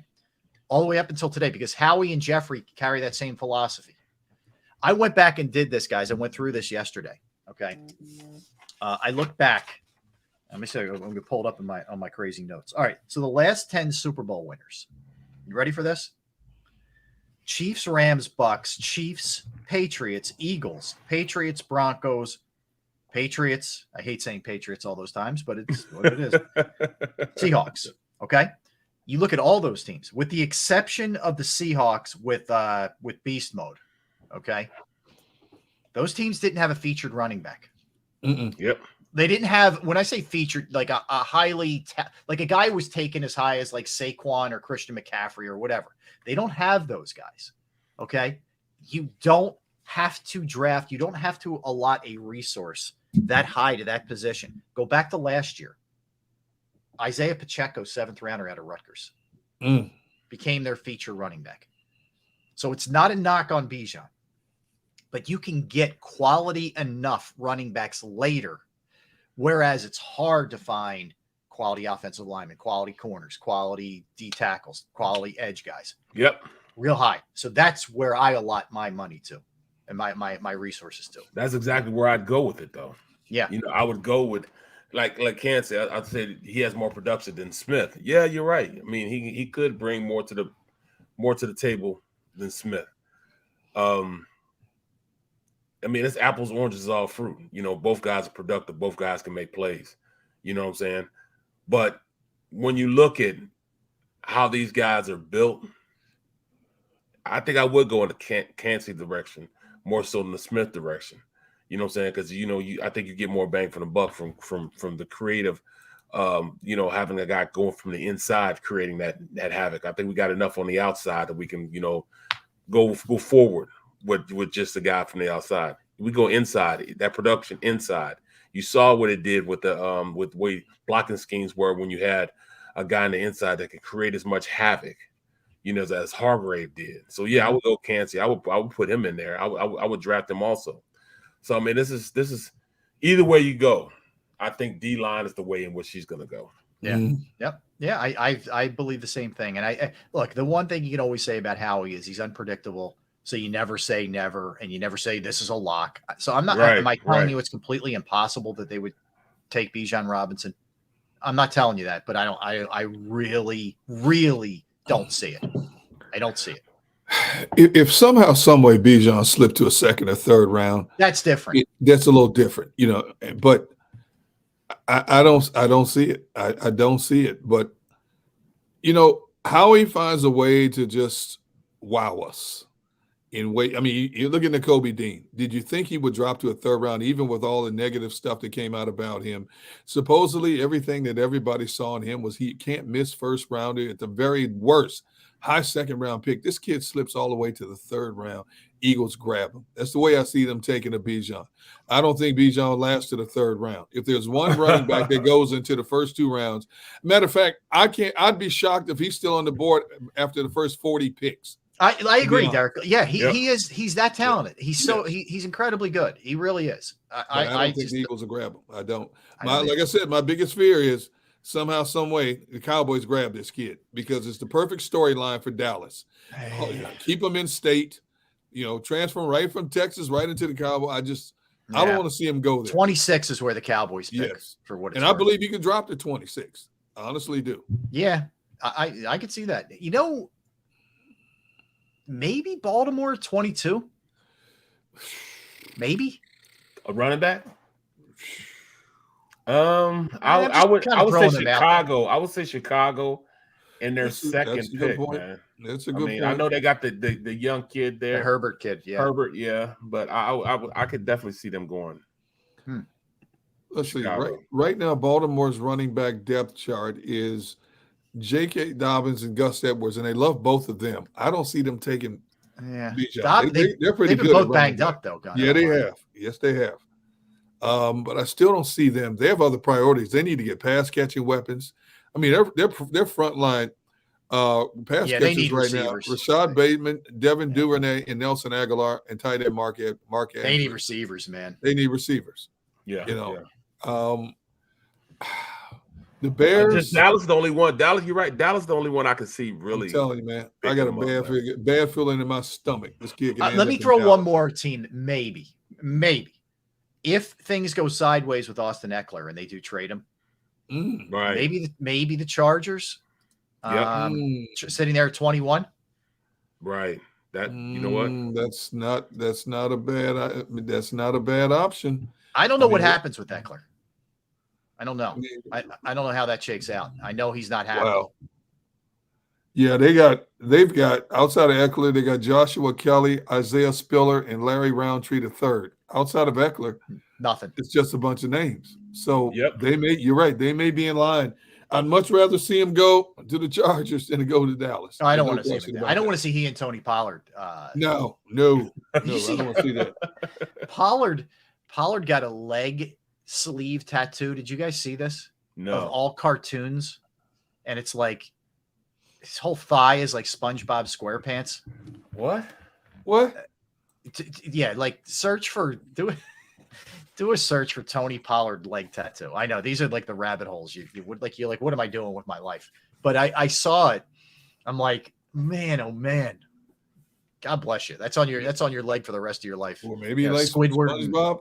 Wow, his arms are pretty impressive. Also, Jackie Robinson. He has Rosa Parks.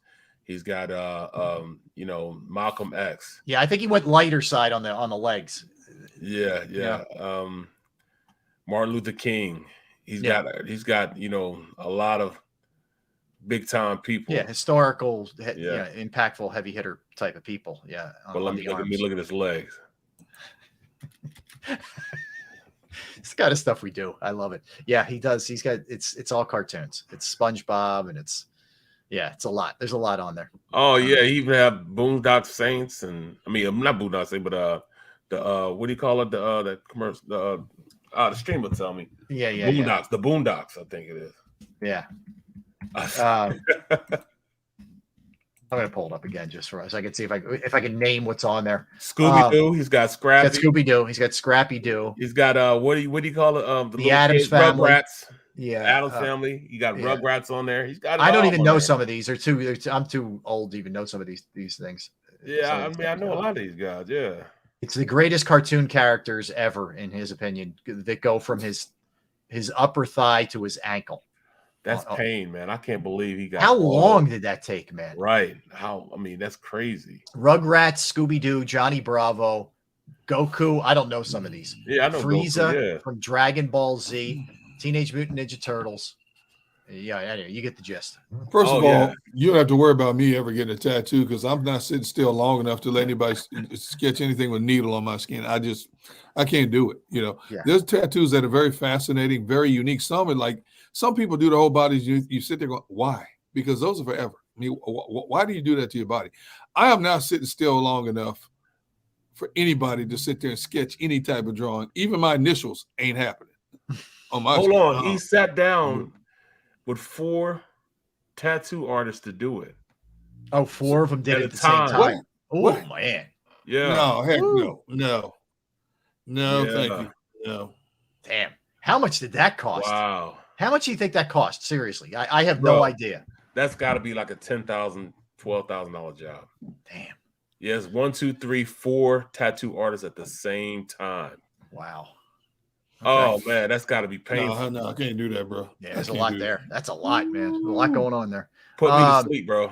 I get, put me to sleep too. But the problem is if they, I don't know what you do anyway. If they start screwing it up, you're right.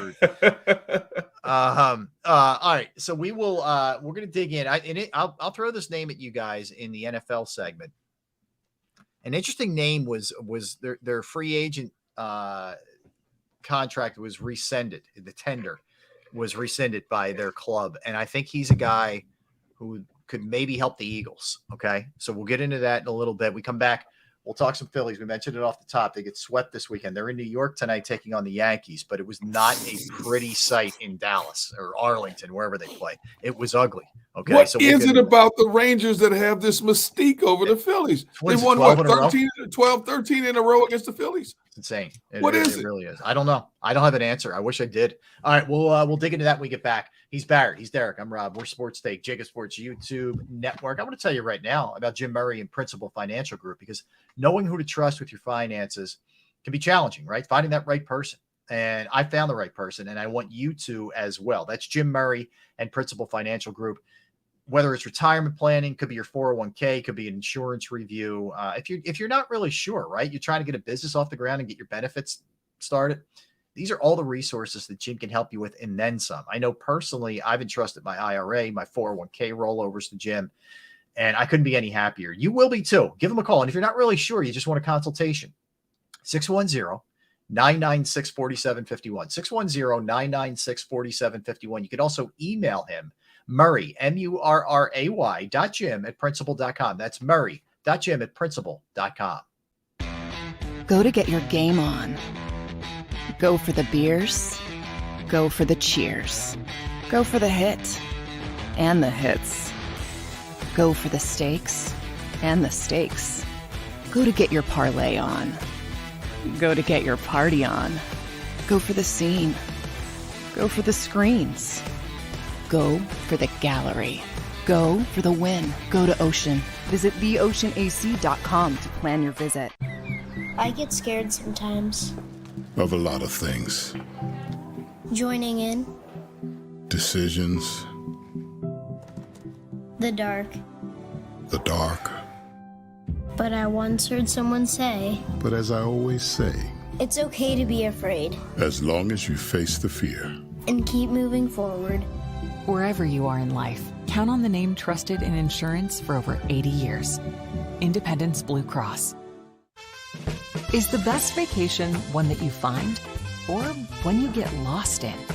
One that takes you to new heights, or reminds you to go with the flow? To get your feet wet and your wheels spinning? One that lets you find your own rhythm, or get carried away? Find the best of yourself. Get lost in the woods. Plan your stay in the Wildwoods today. Plan your day with confidence. Keep the umbrellas on hand. With Action News and AccuWeather. Numerous tornadoes. Your go-to team when severe weather strikes. The water is still rising. Keeping you prepared wherever you watch. Action News and AccuWeather, the team you trust. We all know that taxes are just part of life. It's true during our working years, but also in retirement. But what you might not know is up to 85% of your Social Security benefits might be taxed. Our team at Thrive Financial has helped retire thousands of people across the Delaware Valley by asking questions they never knew they needed to ask, including how their Social Security benefits might be taxed. It's time to be proactive on taxes. Get your Thrive Retirement Tax Playbook today. As a hardworking American, you've never experienced how tough life can be until now. A catastrophic injury while working on the job. A personal injury from someone else's negligence. Turned away by other law firms in the region who didn't bother to learn your story. It's time to meet the Fritz & Bianculli Law Firm and managing partner Brian Fritz. Badly injured? Call the Fritz & Bianculli Law Firm. Find out why they say, "We got this."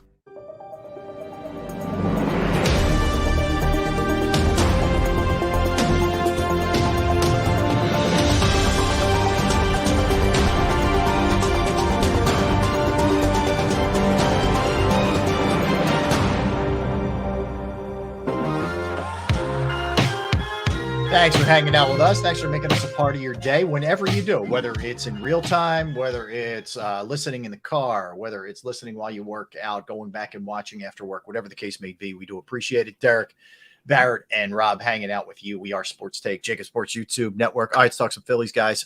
Swept out by the Rangers. Swept out. They lost 11-7 on Thursday, which was the season opener. Then we're all thinking, all right, well, Zach Wheeler's on the mound on Saturday. Everything will be fine. Second pitch into the game, Marcus Semien goes yard. They end up – this is how bad it got. The second game of the year, you had a position player pitching. That's how bad it got. They lost 16-3 in game 2. And then last night, props to Bailey Falter, who actually pitched very well for them. Went 5 1/3, 2 runs, allowed 7 hits. But they lost 2-1. They couldn't get anything going offensively. They were 1 for 8 with runners in scoring position, left 8 on. Christian Pache, who was one of the new additions right before the season started, looked totally overmatched. Every time he came up, there was runners in scoring position, and he couldn't do anything, including grounding into a double play. But it's the first 0-3 start since 2016, second time since 2007 that the Phillies have gotten off to this kind of start. This is not what we expected, to say the least. Well, the last time they started 0-3 in 16, they lost the first 4 games of the season. They finished that season 71-91. I hope that's not an omen of what's to come. You know, we are so wowed by all the money the Phillies spent this offseason to improve their product. But Texas spent a lot of money this offseason also. And then they have Bruce Bochy, you know, who took a couple of years off from managing. He's back now. And, you know, here's the thing. A lot of teams spend a lot of money. We just think, not just we, I'm just thinking in a general sense. The Phillies are going to be that team because they spent all this money. Trey Turner, pitching staff. Hey, man, Mets spent, what, like $800 million in the offseason. Now, they lost their closer and Edwin Diaz for the season. Mets are loaded, okay? Atlanta's loaded. Dodgers lost a few key players, but Dodgers' pitching staff is still one of the best in the game. Padres are still right there. You know, so it's going to be a war. It's not like they're going to be, you know, they're going to be mowing people over. And you know, Texas, this is the first time Texas has been, now get this. This is the first time Texas has been 3 games above 500 since September of 2019. Wow. Wow. September of 2019. That tells you how bad they were. They had nowhere to go but up. So they get a new manager. They get they won, 69 games last year, something That's like it. that? Yeah, Bruce Bochy, who is that was one of the most underrated moves in the offseason that they got that guy. Absolutely. Who's a great manager. Yeah. He's a great tactician, great mentor to players, great strategist, and you're starting to see that. But now I expect the Phillies to start warming up. Like, now think about it. They didn't really start warming up until May, June.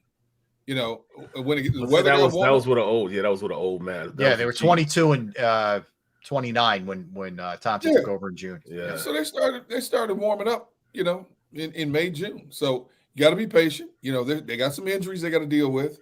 The 2 aces got roughed up. I don't expect that to happen the second time out. But you talk about going from the frying pan to the skillet. You get a Texas team, you think you can win at least 1 game. Now you got to play the Yankees, and Aaron Judge already has 2 home runs in 3 games. Aaron Judge, first game of the season came out first at bat of the season, long ball. Yeah. Aaron Judge is picking up where he left off. Yeah. Well, see, I mean, you also got to look at this. They've got 159 more games to go. Yes. 159, bro. And it's ridiculous. It's ridiculous to think that this team, with all the offensive firepower we thought we had, that we would start off 0-3. Especially when we started out the first 3 innings. Oh, my goodness. 5-0. I mean, 5 runs. You know what I'm saying? 5-0. You know, I thought that was how it was going to go, but, you know, it's been down here. So I'm not worried about it because both Nola and Wheeler will not play like that. They will not play like that. Walker will not play like that. Falter will not play like that. You know what I'm saying? I hope you're right. Look at Rob. Rob has reservations. Here's what I worry about. Some of this stuff we talked about with the Eagles, you know, the team the next year after getting to the finals and losing, could maybe be affecting the Phillies. Here's what I worry about. That because you had Wheeler and Nola pitch so many innings last year and so deep into the season, into the postseason, that they're a little fatigued. They kind of looked that way to me. They looked a little bit tired. I'm looking at their numbers here. How many? Okay, so Wheeler in the regular season pitched 153 innings. Nola pitched 205. That's not counting the playoffs in the World Series. So I just worry about, I worry about them, heading into this year. But you're a worry. You're a worrier, though. I am. You are correct. You are correct. I don't worry that much. Even with the playoffs, 153 innings is not a lot for a pitcher. That's not a lot. No, because he was shut down for a little bit too. Yes. Yeah. And plus, you had November, December, January. They monitor your pitches through spring training. You know, a starting pitcher might throw what, 30 pitches, maybe 30 pitches. So it's not like they've had time to recoup. I just think it's one of those things, man. You know, we expected the best, we got the worst. But as the season warms up, I expect them to fully be those 1 and 2 pitchers. My biggest concern is, will this, and I don't know this for a fact, will this contract thing bother Aaron Nola throughout the season? Now, I'm giving Nola the benefit of the doubt that he's a consummate professional, and like many athletes will say on the surface, yeah, I play a game. I let my representation handle the money matters. I'm just out here trying to play the game. But there are other athletes, man. They have that proverbial chip on the shoulder, and it affects them mentally and physically. Every time they walk into practice, step out on the hill, they're thinking about more things than they should be. Yeah. I will say this. I don't know if you guys got a chance to watch on Saturday, but CB Buckner, the home plate umpire, was beyond comprehension how bad he was. And this is nothing new. He's the worst official of any sport that I've ever seen. He's that bad. Why is he allowed behind the plate? If you have to use him because of tenure, whatever the case may be, if you could put an umpire in the far regions of the outfield, in between left and right or right and center, that's where I would stick him. I wouldn't let him come anywhere near home plate and call a game. Seriously, because I'm like, does he have rose-colored glasses on behind the plate? That was atrocious. And let's face it, when you have every batter has a mechanism, an invisible mechanism. They know what pitch they want to swing at in a strike zone. And you get to a point where you know what that umpire's strike zone is. This dude was all over the place, man. He was. It's like, and players go up there frustrated, and you start swinging at anything you normally wouldn't swing at because you don't know what kind of call you're going to get. Yeah. Yeah. I that's the thing, you know. You don't mind if this goes for any player in any sport.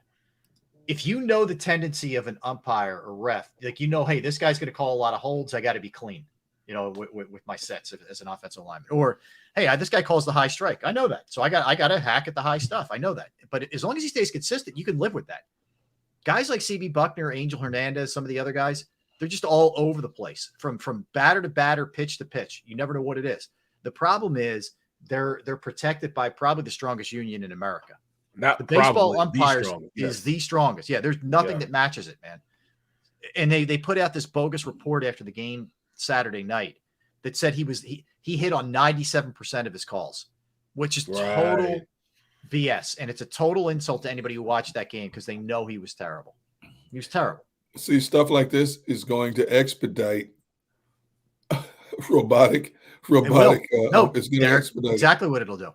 Yes. See, I don't want to see anybody lose jobs. And as we've seen throughout our society, technology and robotics have eliminated a lot of jobs that people used to do. And I can see this happening if this continues in baseball. I can see this happening a lot quicker. They're already experimenting in the minor leagues with this stuff.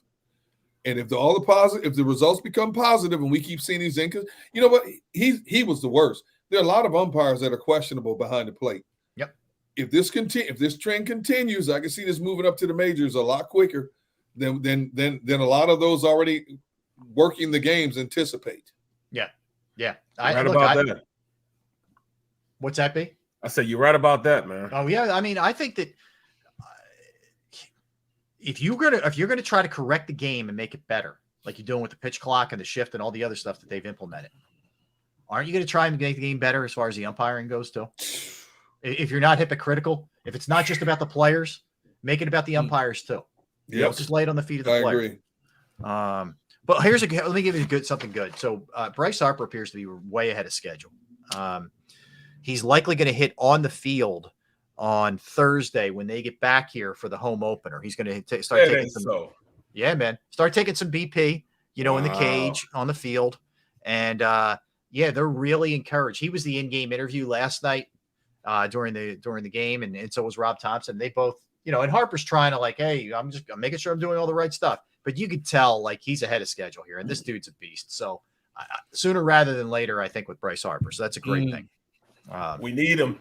Yes. You better get him back here in a hurry. Get that right. We need him like Carter need liver pills, man. We need him, man. So they get the Yankees tonight. It'll be Taijuan Walker on the mound. So we'll see how they fare tonight if they get in the winning column tonight. So we'll certainly revisit tomorrow and see how they ended up doing. All right, we'll come back. A little Sixers action when we come back. They took on the Bucks last night. We'll kind of lay out where things are with them. And you know what you do moving forward, as we touched on a little bit earlier. That's Barrett. That's Derek. I'm Rob. We're Sports Take, JAKIB Sports YouTube Network. Let's talk about Pro Action Restoration. Yes, Pro Action Restoration is the place that you call if you have a home, a business, a property that has experienced the inconvenience of smoke, water, fire damage. You name it. Pro Action Restoration is on call 24 hours, 7 days a week to assist. I personally reached out to them on a Saturday. Unfortunately, my parents' house was flooded at the time. Called them up. They got right over there. They fixed the problem. The crew was professional, clean. The price was reasonable. All the boxes were checked. They are licensed, bonded, fully insured, and they've been serving the tri-state area for more than 2 decades. Pro Action Restoration will work in conjunction with your insurance company. So any of the above, really, water, fire, smoke, mold damage, you name it, they can handle it. There could be something else you're not really sure about. You want to reach out to them.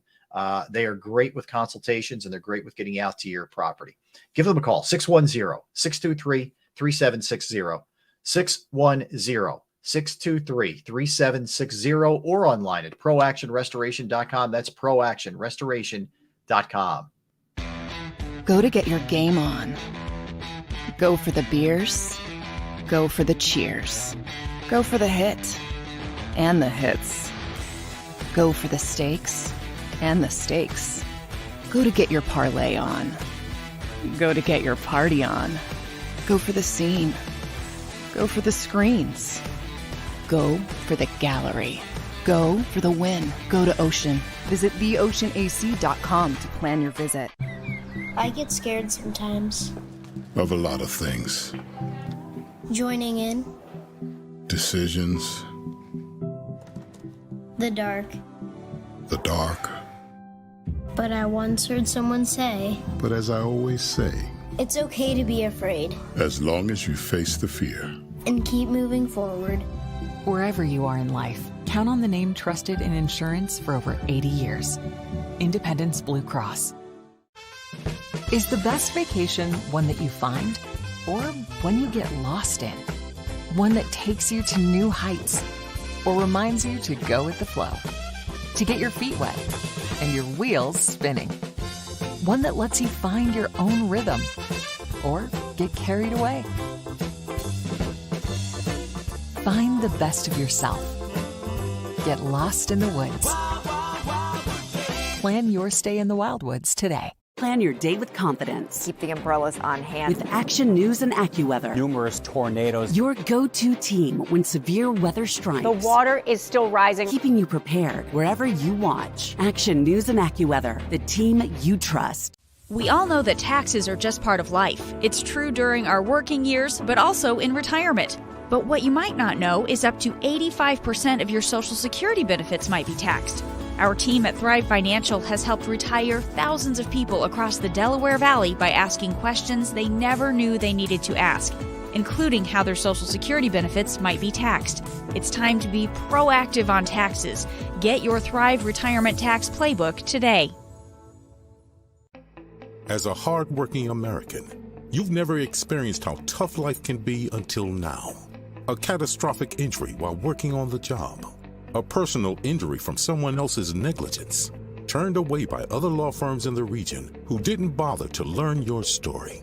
It's time to meet the Fritz & Bianculli Law Firm and managing partner Brian Fritz. Badly injured? Call the Fritz & Bianculli Law Firm. Find out why they say, "We got this."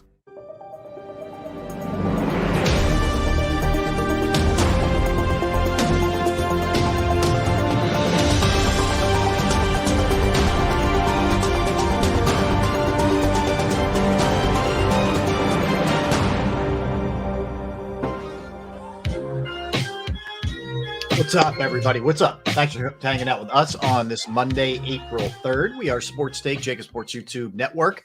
That's Derek. That's Barrett. I am Rob. You see them right there. Those guys. Those dudes right there. I'm here. Them there. They're there. All right. So some Sixers talk here, guys. So they get handled by the Bucks. Let's face it. Bucks jumped them. They hung in there. They did make it close, as Derek pointed out a little bit earlier, but they still end up losing 117-104. So the way things look right now, they're 5 back in the East of first place. That's not happening, obviously. They're 51-27 on the season. Magic number to clinch the top 3 spot is 1 game. They have Boston tomorrow night. The way the standings look in the NBA, it's looking more and more likely that it's Milwaukee. They're 2 up on the Celtics for that 1 seed, and then Boston is the 2 seed. Then it's the Sixers. So if the season ended, the Sixers would get the Nets right now, the Brooklyn Nets, who I don't know if you guys have been paying attention to this. Mikal Bridges goes crazy on a nightly basis for that team. That is one of the worst trades in the history of Philadelphia sports. Zaire Smith for Mikal Bridges, straight up. I thought you were talking about what's his name, going from the trade we just had. You're talking about back like 4 years ago, Zaire Smith. Yes. You know, and let me tell you, exhausting. Let me tell you, my boy in college was Billy Ray Smith. Yeah, Billy Zaire's Ray, dad. Yeah, Zaire's dad. Yep. He played basketball at Kansas State. He finished his eligibility basketball, came and played a year of football with me.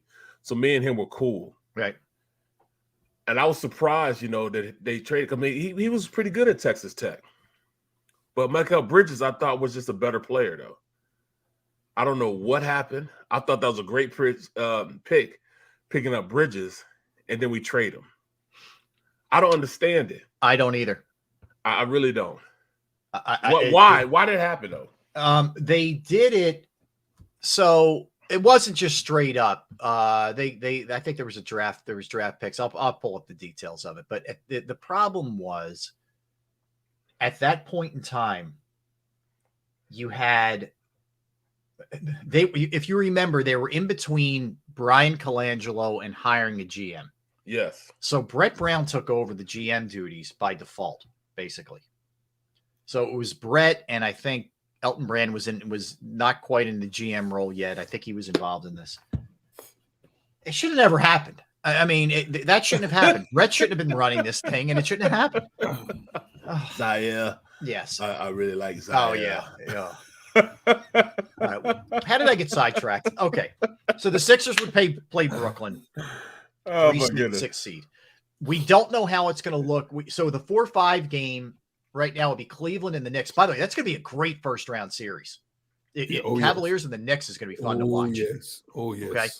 Now, we don't know how the rest of it's going to look because they have the play-in now. So your 7 and 8 seed as we sit right now are Miami and Atlanta, but you still have Toronto and Chicago vying to get in.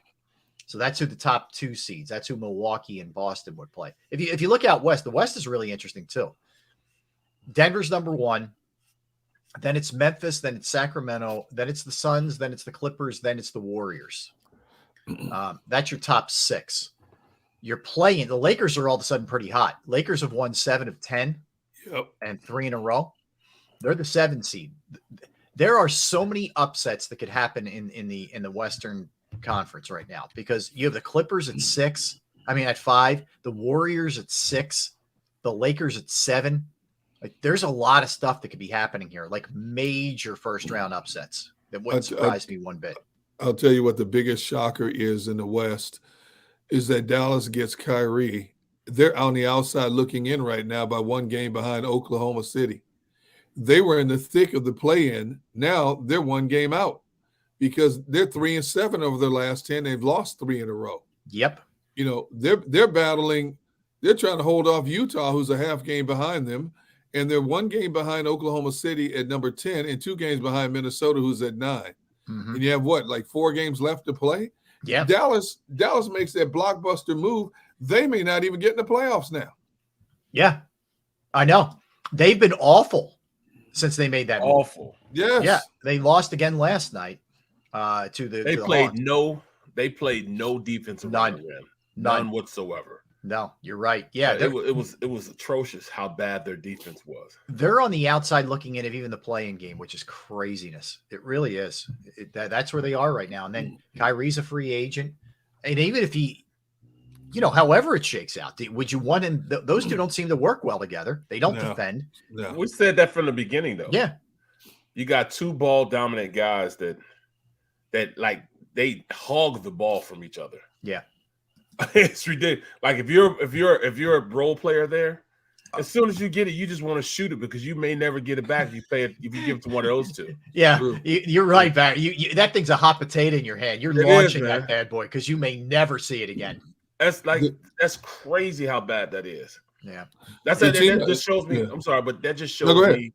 That shows me how good Harden is, because Harden changed his whole game up to play with Embiid. Yeah. His entire game up to play with Embiid. Yeah. There's a willingness there. The team that intrigues me the most out west is Memphis. But here's Memphis's Achilles heel is they play too much individual ball. They play playground ball. They are athletic as any team out there. They can shoot. They have one of the premier young players in the game, and they can go on these incredible scoring runs, but they don't stop anybody. They don't play as a collective unit a lot of times. They've won a lot of games on sheer athleticism and speed, but they've lost more games than they should have because they can't close games out. Right. They just haven't figured out how to close out big games yet, and I think that could hurt them in the long run. We said I believe it was last week, a couple of weeks ago, I think we thought Golden State would probably be the most dangerous team in the West. I don't know now because they still can't win on the road. Right, I know. They still haven't figured this out. Like that's what I keep waiting. And they're going to get Wiggins back. By the way, Wiggins is coming back. He's been away for a family matter. Yeah. But is that all of a sudden going to trigger them being, all you need them to be is okay on the road? They're not okay. Yeah. They're terrible. No, they're brutal. I'll never understand the disparity with that team, with that kind of talent and that coach, how you can be so Jekyll and Hyde.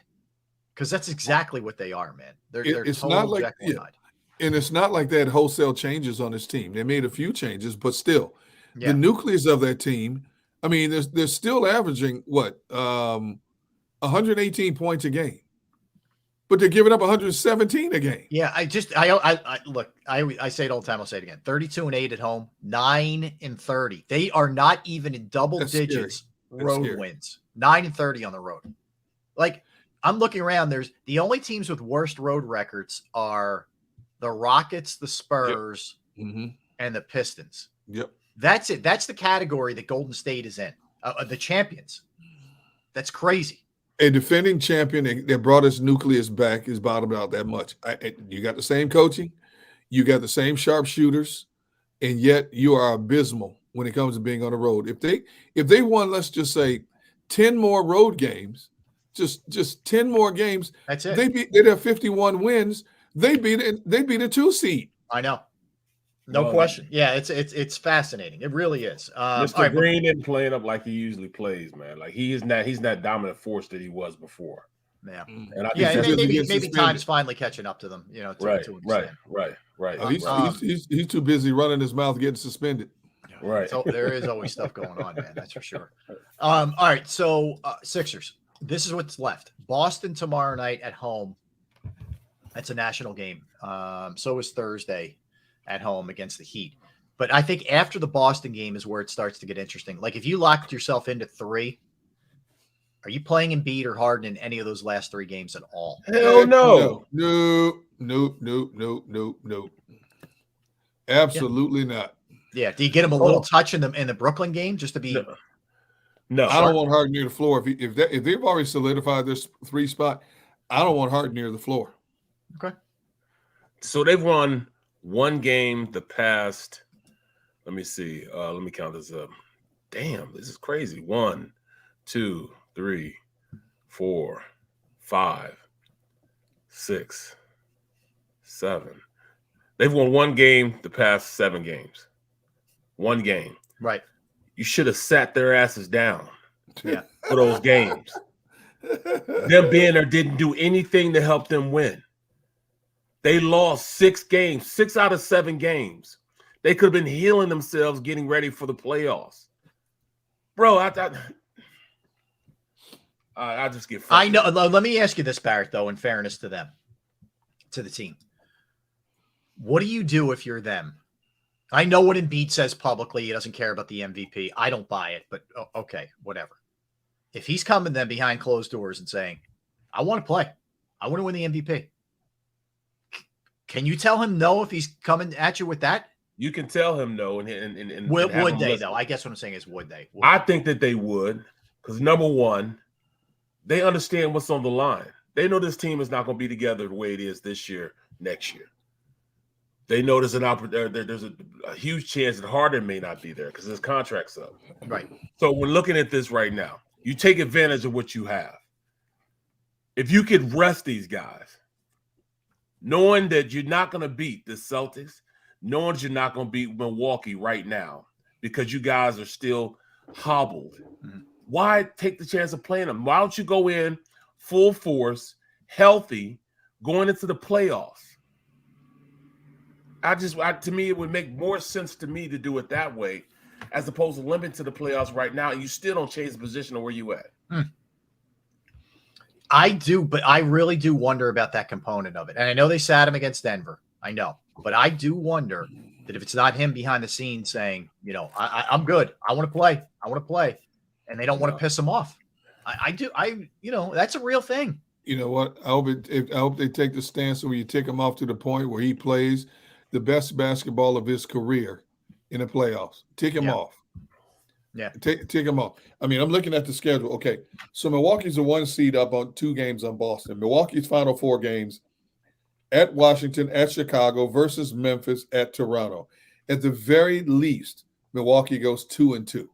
Exactly. They're winning those first 2. I agree. The only thing they have to worry about is if they finish in the first place tie with Boston, Boston gets the 1 seed because Boston beat them 3 out of 4 this year. Right. And that's assuming Boston runs the table. Exactly. Well, Boston's schedule is at Philly, and then they have back-to-back home games against Toronto and close out at home against Atlanta. They, at very minimum, they go 3-1 if push comes to shove, if they have to fight to the bitter end. Yeah.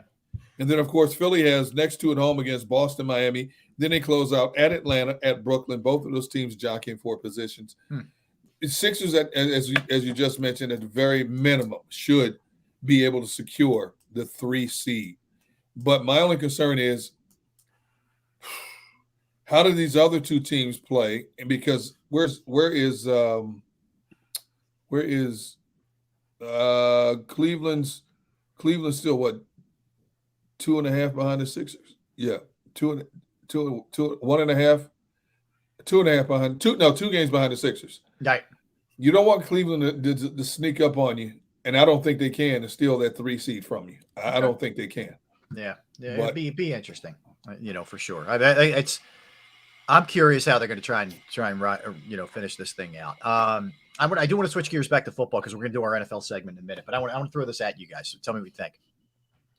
So the Seahawks rescinded the free agent tender that they gave to Ryan Neal, the safety.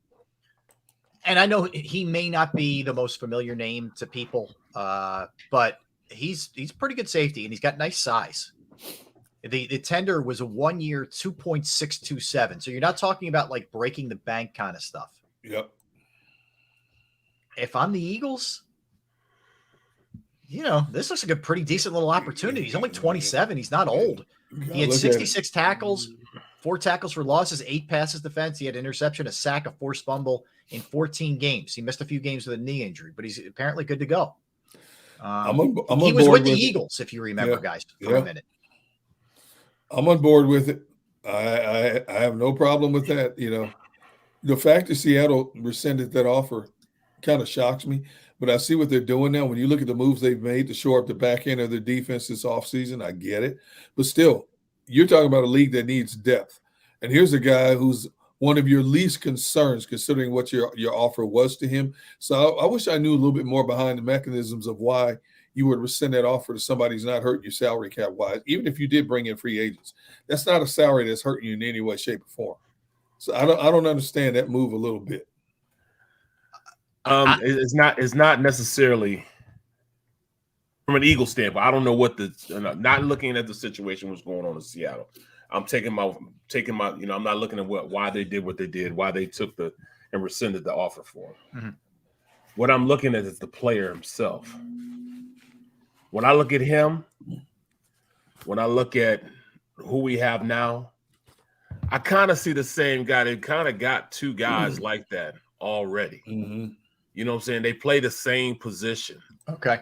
And that's why I wouldn't necessarily, if the Eagles would jump, unless they were going to let one of these guys go. Like, to me, Terrell Edmonds and,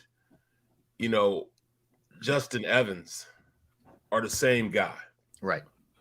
And you bring him in, he'll be the same as all three of them. Okay. Now, what you could do when they do play their big nickel, and that's why I'm looking from a big nickel standpoint, he'd be a great addition to the big nickel. He's more expensive than Justin Evans.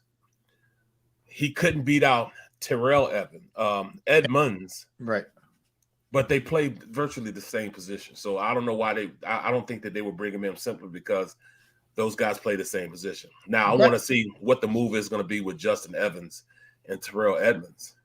If they do put in big nickel, both of those guys could play simultaneous at the same time, because I believe you can put Terrell Evans on a receiver, and he could probably cover receiver probably better than Justin Evans. Gotcha. Yeah, that's why I wanted to bounce it off you, just from a fit standpoint.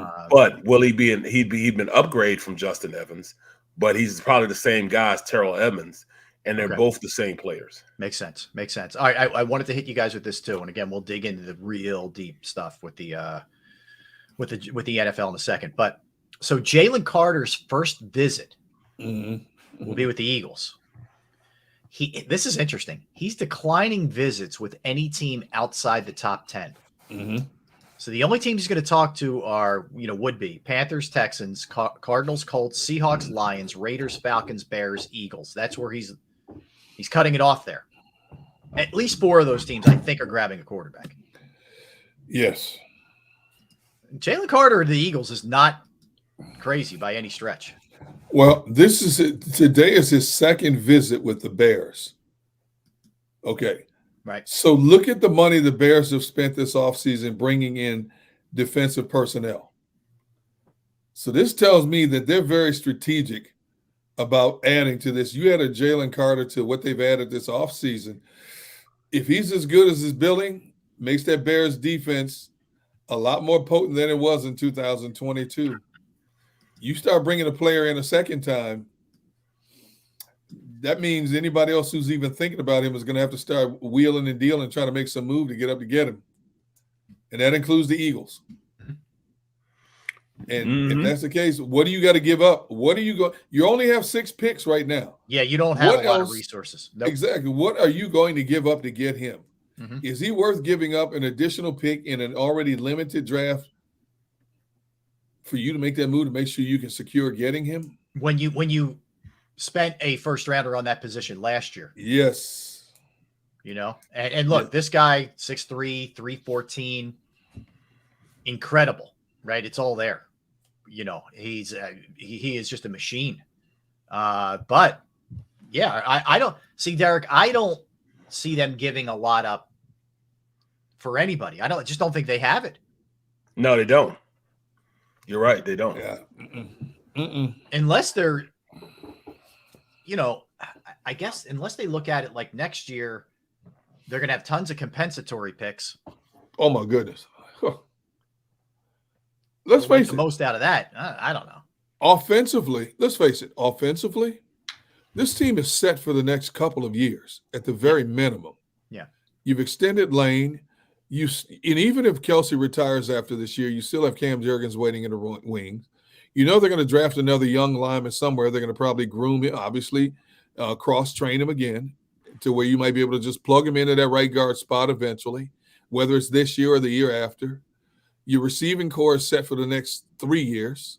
Your quarterback's going to be here long-term. Your lead running back, as we know it right now, Kenneth Gainwell, is going to be here at least 2 more years. So you're set offensively. You got to start rebuilding that defense. I think I think you could bypass a lot of picks this year, knowing that the surplus is extremely deep in 24. They may have 11 and 12 picks in 24. Okay, so I don't know. If everything you hear about Jalen Carter is legit, I'd spin that wheel, and take a chance on him. Yeah, I mean, look, the concerns are off the field in a lot of ways. You know, but there's not a lot else. Like when you look at the pros and the cons, there's not a lot of cons, you know, with him. Maturity, certainly. And that's something that you better be right about. Well, let me tell you this, fellas. At the end of the day, this guy can play. Yeah. He can definitely play. He can play at a high level. So I'm not worried about him. I'm not worried about him on the field. I'm not worried about him off the field because we have the right locker room to, you know, bring this guy in and get him going in the right direction. He's got two guys that are already there that'll be in his ear. You know what I'm saying? Mm-hmm. You got the big fella. You got Big Davis. And then you got, you got the linebacker. So you don't think at this point that the Kobe Dean doesn't get in his ear like, hey, man, get your stuff straight. Yeah. You're coming to a winning organization. This is a winning locker room. Mm-hmm. All the, antics you just did over the past 6 months, ruining your money-making potential. He just ruined himself out of so much money, bro. He was supposed to be the first pick the second or third pick in his draft. That's how good this kid was. You know what I'm saying? This kid is. Yeah. But what he's doing is so stupid. I don't understand it. I don't understand it, bro. I don't. That's what worries me a little bit about him. But I think would you limit yourself to just the top 10 if you're him?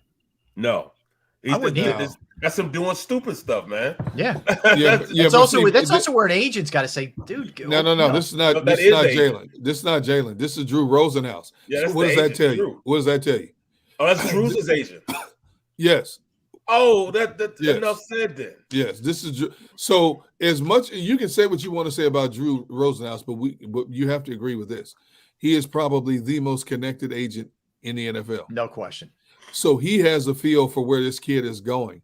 Right. And for him to cut the rope at number 10 tells me he already knows there's a couple of teams inside that top 10 that are going to take him. This kid is not falling out of the top 10. Yeah, but it's a good point, Derek. Yeah. I mean, think about it. Yeah. There's no more high visible agent in the NFL right now than Drew Rosenhaus. Hasn't been for years. And some of the wacky stuff that Drew does, the dude produces. He gets his players paid, mm-hmm. and he knows where they're going. But so he's effed a lot of players up too. He has. He's messed some players up, man, undoubtedly to almost to the point of ruining their careers. But why do these players keep signing with Drew Rosenhaus? There's more ups than there is downs. There's more him getting guys paid than there is not getting guys paid. Sometimes he overthinks how highly thought of he is in those locker rooms with those GMs and stuff that he messes guys up. There you go. Carter at this point I just don't understand it, bro. Now, first of all this stuff that happened in as far as drag race stuff like that should have never made it to light. You know what I'm saying? Right, if he had a good agent, it wouldn't have. Rosenhaus would have done his job. They wouldn't have. It would have made that was it. But then the biggest thing is Drew should not have let him work out the way he worked out.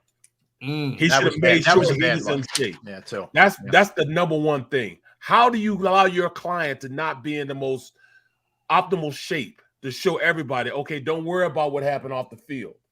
You just worry about what I'm about to show you right now. Yeah, that's right. And he showed them absolutely nothing. He showed them garbage. Mm-hmm. So that's Drew's fault. That's Drew's fault. All right, I hear you. All right, I'm looking at the draft order right now. I can see, I can see Jalen going at 3 to Arizona. I can see him going at 5. Seattle's continuously building defense. I can see him going 5 at Seattle. I can see him going number 6 to Detroit. I can see him possibly going number 7 to the Raiders and number 8 to the Falcons or number 9 to Chicago. Yeah, it's going to be tough for him to get to 10. There you go. I'm saying, okay, we know 1, 2, and 4. Carolina, Houston, and Indianapolis is almost a slam dunk. All 3 of those teams are taking quarterbacks. It's a slam dunk. But those other 7 picks in the first round, it's wide open. Yeah, all these teams are looking for defensive improvements. It really is. It really is. All right, well, let's do that. Let's come back and let's look at the first round and who goes where, who might go where, whatever the case may be. We'll dig into that a little bit. We're also going to do our top 10 coaches in the NFL. That's going to be. I'm ready. I'm ready. That's going to be. I'm not ready for that. All right, top 10 we'll do coaches. It. Yeah, why we'll not? look at that now. Why not? Right, Why not, Barrett? Get on it. Why aren't you, Barrett? You should be ready. We discussed these things, Barrett. I forgot. Look, you see how he's ignoring me? He's ignoring you. Yes, it must be Monday. Got to be right. Monday. That's right. He's got a case. Wait of the till Wednesday. Somebody's got a case of the Mondays. Yes. Hey, look, by Wednesday is when I really start to get under his skin. That's true. He has tolerance to ignore you on a Monday. Yeah, it starts to wear. It's a slow build up. It's a slow build. Exactly. All right. We'll do all that when we come back. Don't go anywhere. We have good birthdays, good on this date, a bunch of other stuff that we'll hit when we come back for the last two segments of the show. That's Derek. That's Barrett. I'm Rob. We're Sports Take, JAKIB Sports YouTube Network. Let's talk right now about Flynn Tree Services. Yes, perfect time to get some work done here before we get into the summer and some of the crazy weather that we get. Flynn's Tree Services is an experienced, licensed, and insured Pennsylvania tree services company that will trim or remove any unwanted tree off of your property. They offer cost-effective solutions to any tree problem that you may face. They serve southeastern Pennsylvania, South Jersey, and northern Delaware. Flynn Tree Services specializes in tree removal, stump grinding, as well as tree pruning. Now, keep in mind, like I mentioned, we're in the beginning of spring right now. We've got some crazy winds over the weekend, right? And weather, for that matter. You want to make sure that everything's good to go. You should get your trees evaluated just to be safe. You don't want them coming down on your property, on someone, something, whatever the case may be. Go to their Facebook or Instagram page for more information or a sampling of their work. Give Flynn Tree Services a call at 610-850-2848, 610-850-2848, or online at flynntreeservices.com. That's flynntreeservices.com. Go to get your game on. Go for the beers. Go for the cheers. Go for the hit and the hits. Go for the stakes and the stakes. Go to get your parlay on. Go to get your party on. Go for the scene. Go for the screens. Go for the gallery. Go for the win. Go to Ocean. Visit theoceanac.com to plan your visit. Imagine for a moment that you went to work today and when you came home, you were catastrophically injured. Your life and your family's life. That's what happened to union construction worker Mike Little. I was scared of what the end was going to be, but to be 100% honest with you, I knew I was going to be all right just by talking with Brian. In my heart, I just knew everything was going to be all right. Call the firm and find out why they say, "We got this." Call 215-458-2222. Heading down the shore. Have a ball once more. Here, imaginations run wild and time stands still. Because here, you can find the best of the Jersey Shore, all on one 5-mile island. So leave the old you behind and get lost in the woods. Wild, wild, wild wood days.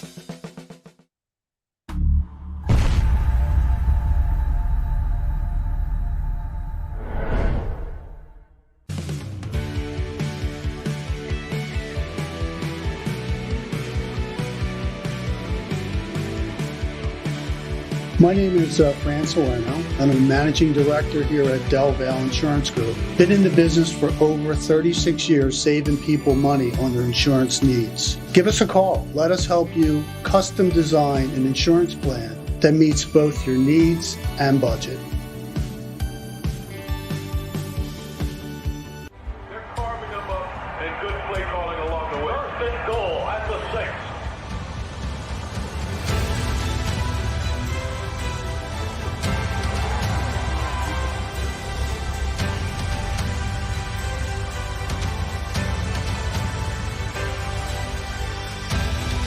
On the field of life, First Trust Bank is there for you.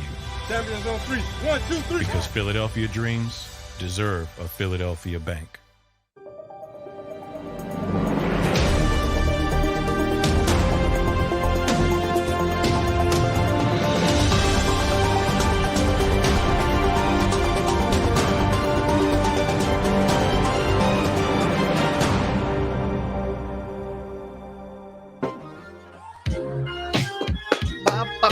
Welcome back, everybody. Thanks for hanging out with us. We are Sports Take. JAKIB Sports YouTube Network. Tell a friend. Smash the like button. That's Barrett. I'm Rob. Derek. Derek was captured by wolves. We're not sure what happened. We hope that he will. No, I'm kidding. He's just. He'll be back. Sometimes you know what happens, Barrett. Sometimes if you have to run to the men's room, it's you get caught sometimes. Some of us have lost a step. You don't quite get back in time, and you never know. That's all I'm saying. You know what I mean? I'm not saying that's exactly what happened, but sometimes it happens. It's a good. That might be a good, starting point of where he is right now. Either that, or it's usually like the dog goes nuts, and you're trying to control the dog, or something like that. There's always. I know. I've been. You have it. You happen. It happens all the time, right? Bro, I got the craziest dogs in the world. The craziest. Well, they got out last week. Was that Friday? What day was that? I think it was Friday. Yeah. The police had to bring him back. The boy, like I said, the boy looks like a regular pit bull. He's right. He looks good. A great looking dog. Oh, they're ripped, man. They're like chiseled. Yeah. But then I have can't hear you, bro. I said, I just heard Barrett say the boy looks like a regular pit bull. I said, he taking a shot at me again? He's talking about you here. Talking about my dog. My dog almost got arrested. What? Yeah, remember? I had to let the dogs in. The police came to my door. Oh yeah. So no, we were just saying that you had to go take a dump. What? I didn't say that. I didn't say that. Oh, okay. You didn't say that, or okay. I said sometimes we take bathroom breaks when we have a break, and we don't always get back on time. That's all I said. Thank you, Robert. Thank you, Robert. You know what? I believe you would say something professional like that. Unlike that other guy over there who would take you to the gutter. Exactly. No, dude, I lost track of time. I'm pretty good at this 3-minute thing. Yeah. I'm like, and I'm running back here. I hear a voice. I'm like, there's no way I was gone 3 minutes. Okay, I was just saying you dropped the kids at the pool, but yeah, let the kids. What is wrong with you? And it's only Monday, folks. Stay tuned because it's going to get better as the week goes on. Yeah, that's right. I know, man. The stream is worse than I am, man. They're bad. Oh, this stream is off the charts, man. I'm telling you, it's like I tell people. I said I would never let my kids just sit. If my kid was of age that's just learn how to read, I would never let my kids sit and just read the stream on this show or any other show. There's no way, man. Some of the stuff that's said on these streams is funny. We don't acknowledge it for a reason. It's not my fault, though. It's not what? Never my fault. It's always your fault. All right, so let's get back to where we were. Rob's like, let's bring it back in, boys. Yeah, let's get out of the bathroom talk. Where were you? So why were you late? What happened? Well, I just ran downstairs real quick, and then I ran back. I have to tiptoe because the 19-month-old and the 7-month-old are down there, and if they see me, they start crying. For me to pick them up, which is funny because my wife, when they come in, she just wants to love on them and hug them, and so I deliberately don't go down. And then all of a sudden they see me, they forget she exists for about 30 seconds. Oh, man. And that drives her nuts. Yeah. You start in trouble there. You start in trouble, bro. Every time, especially the 19-month-old, Ariana, she could be taught, drops whatever she's doing, runs over to me like O.J. Simpson in a Hearst commercial. Shoot, makes a beeline to granddad. The 7-month-old has now learned the arts of pushing himself up and trying to crawl. He sees me. He's doing that military crawl on his forearms trying to get to me. Man, so look, my wife's sitting there like this. Look at this. Just look at this. I love on these kids. I spoil them. Look at they want him. I'm like, I don't know what to tell you. Oh my God. All right. NFL wise. Yes. We got the draft 24 days away. And if you look at the draft order, and we've kind of touched on this regarding Jalen Carter, but if you look at it, we got the Panthers, we got the Texans, we got the Cardinals, Colts, Seahawks, Lions, Raiders, Falcons, Bears, Eagles. We don't need to go through the whole thing, but that's how the top 10 goes. And we can run through all of them. That's fine. But all right, let's just get on record and guess here. Well, who's going to take who. All right. Panthers, and it feels like it comes down to, because they traded up, it's certainly going to be a quarterback, but it feels like you guys tell me if you disagree. It comes down to C.J. Stroud and Bryce Young. C.J. Stroud from Ohio State, Bryce Young from Alabama. Now, I guess the first thing I would say is, would you throw either Richardson or Levis in there? If you think it's those two, which of the two is it going to be? Gunner, you think Stroud? I think it's slam dunk is Stroud. I just do. You know, Carolina, you look at the last quarterback they took, the big-time quarterback was Cam Newton. They like the big-body quarterbacks down there. I think Stroud is their choice as we sit here now. You on the same page, Barry? Yep. Okay. 6'3", 215. He's the way to go. Strong arm, drop back quarterback. C.J. Stroud, number 1 pick. Okay. I think it's going to be Stroud as well. I don't think it's crazy. It wouldn't shock me completely if they took Bryce Young. Me neither. Yeah, because he's a winner and a stud, and the only issue is size, and he's legitimately not the biggest guy in the world. He doesn't weigh a ton. He's not super tall.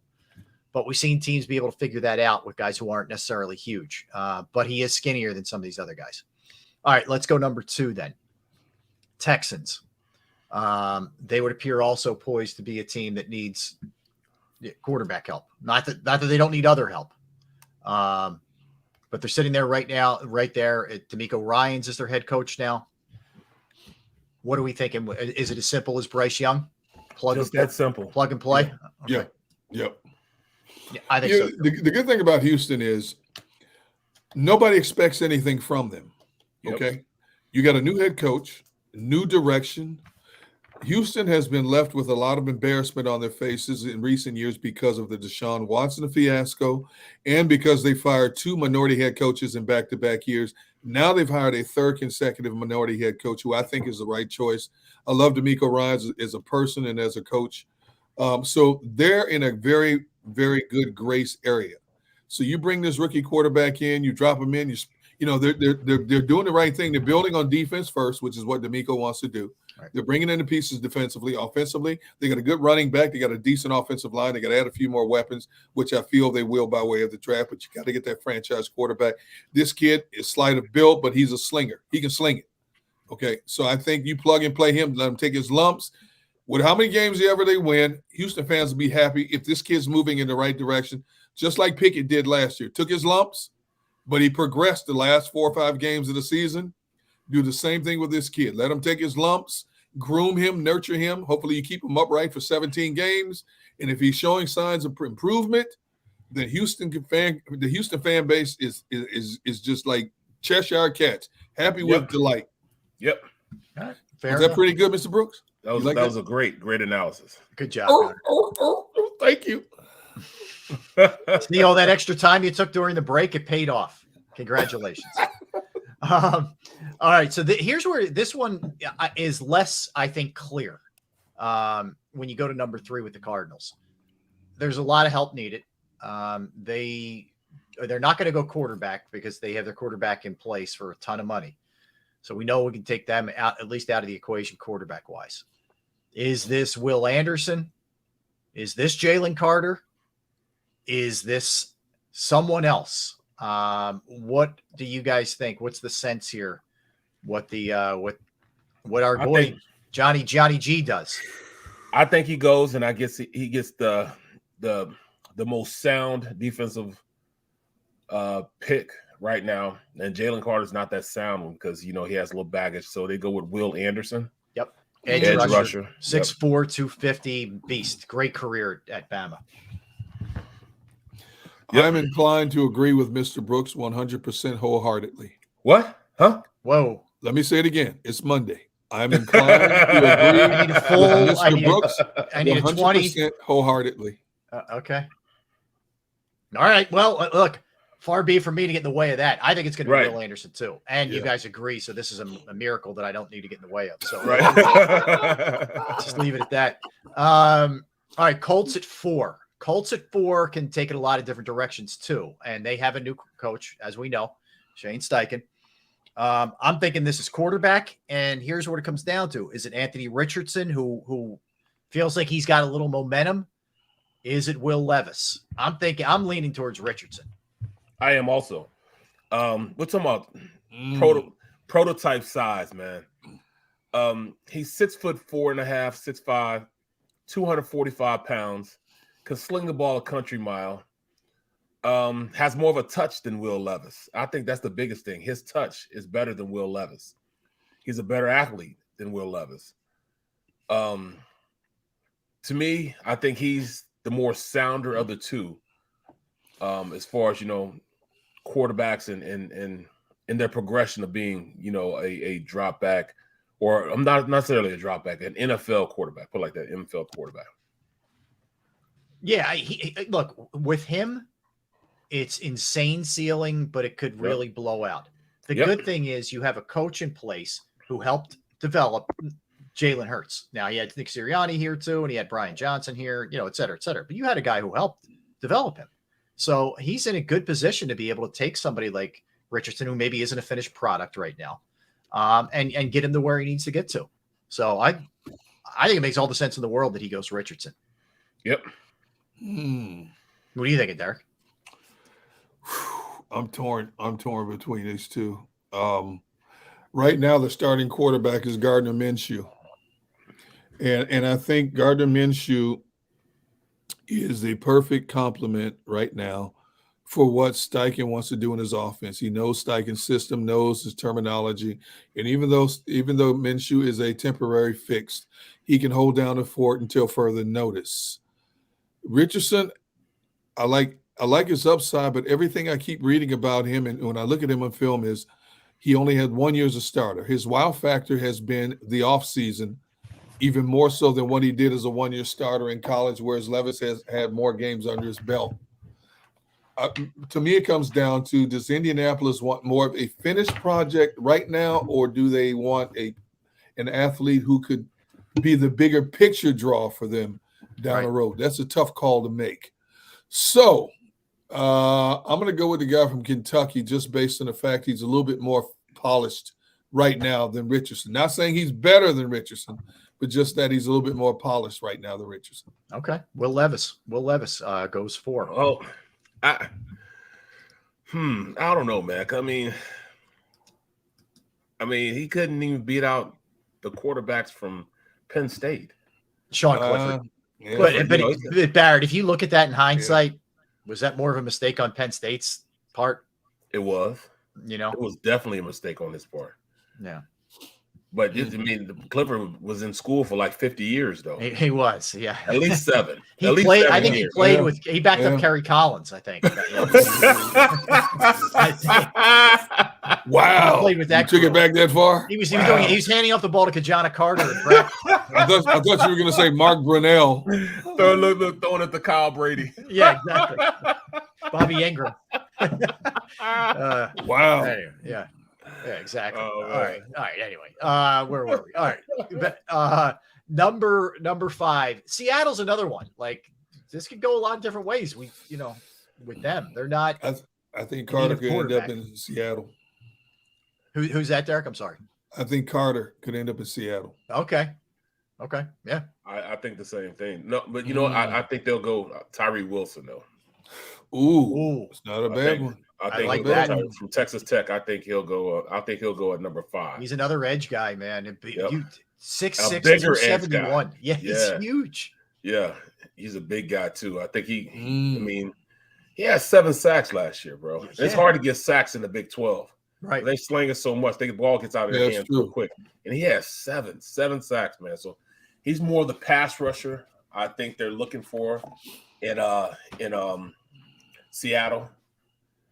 They're not, necessarily. They're looking for sack production right now. So I think that's where they go. I like that pick. I like that. Yeah, that makes sense. I think in turn, what happens is the next pick is Jalen Carter. Yep. Yeah, Detroit. Yeah, if you got your hopes up for a second as an Eagles fan, I think he goes next.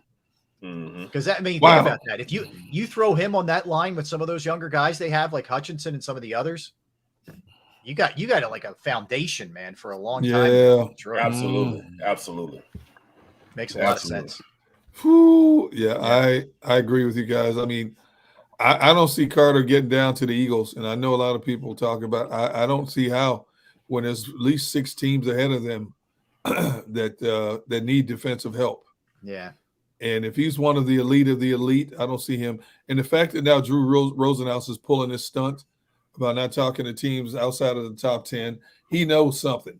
Right. He's been guaranteed something. Yeah, he's somewhere. been given like, hey, listen, Yes. I can't guarantee what happens before us, but if we're sitting there, we're Yes. taking them at, Yes. whatever, fill in the blank team that's in the top Yes. 10. Yeah, could be the truth. Could be the truth for sure. All right, let's move on. This is it's another one that's sort of a tough call here. What may end up happening. The Raiders. There are some people that think it could be a defensive back. This is where Christian Gonzalez could go. Some people, maybe say you throw that Lucas Van Ness on the other side of Crosby and let them go nuts. Nobody's home. No, no. That's my doorbell camera ring, and I can't shut it off. No matter how I shut my phone off, it comes through. So somebody's delivering something. I'm sure it's one of 85,000 packages my wife or one of the kids is getting. I hear you with that, man. All right, what do you think, babe? Where do you think they go? I think Jimmy G gets hoodwinked and bamboozled again, and they pick up a quarterback. Oh, I think they go Will Levis. That's Levis? Yeah, they go Will Levis. What? Yeah. Whoa. That's surprising, that one.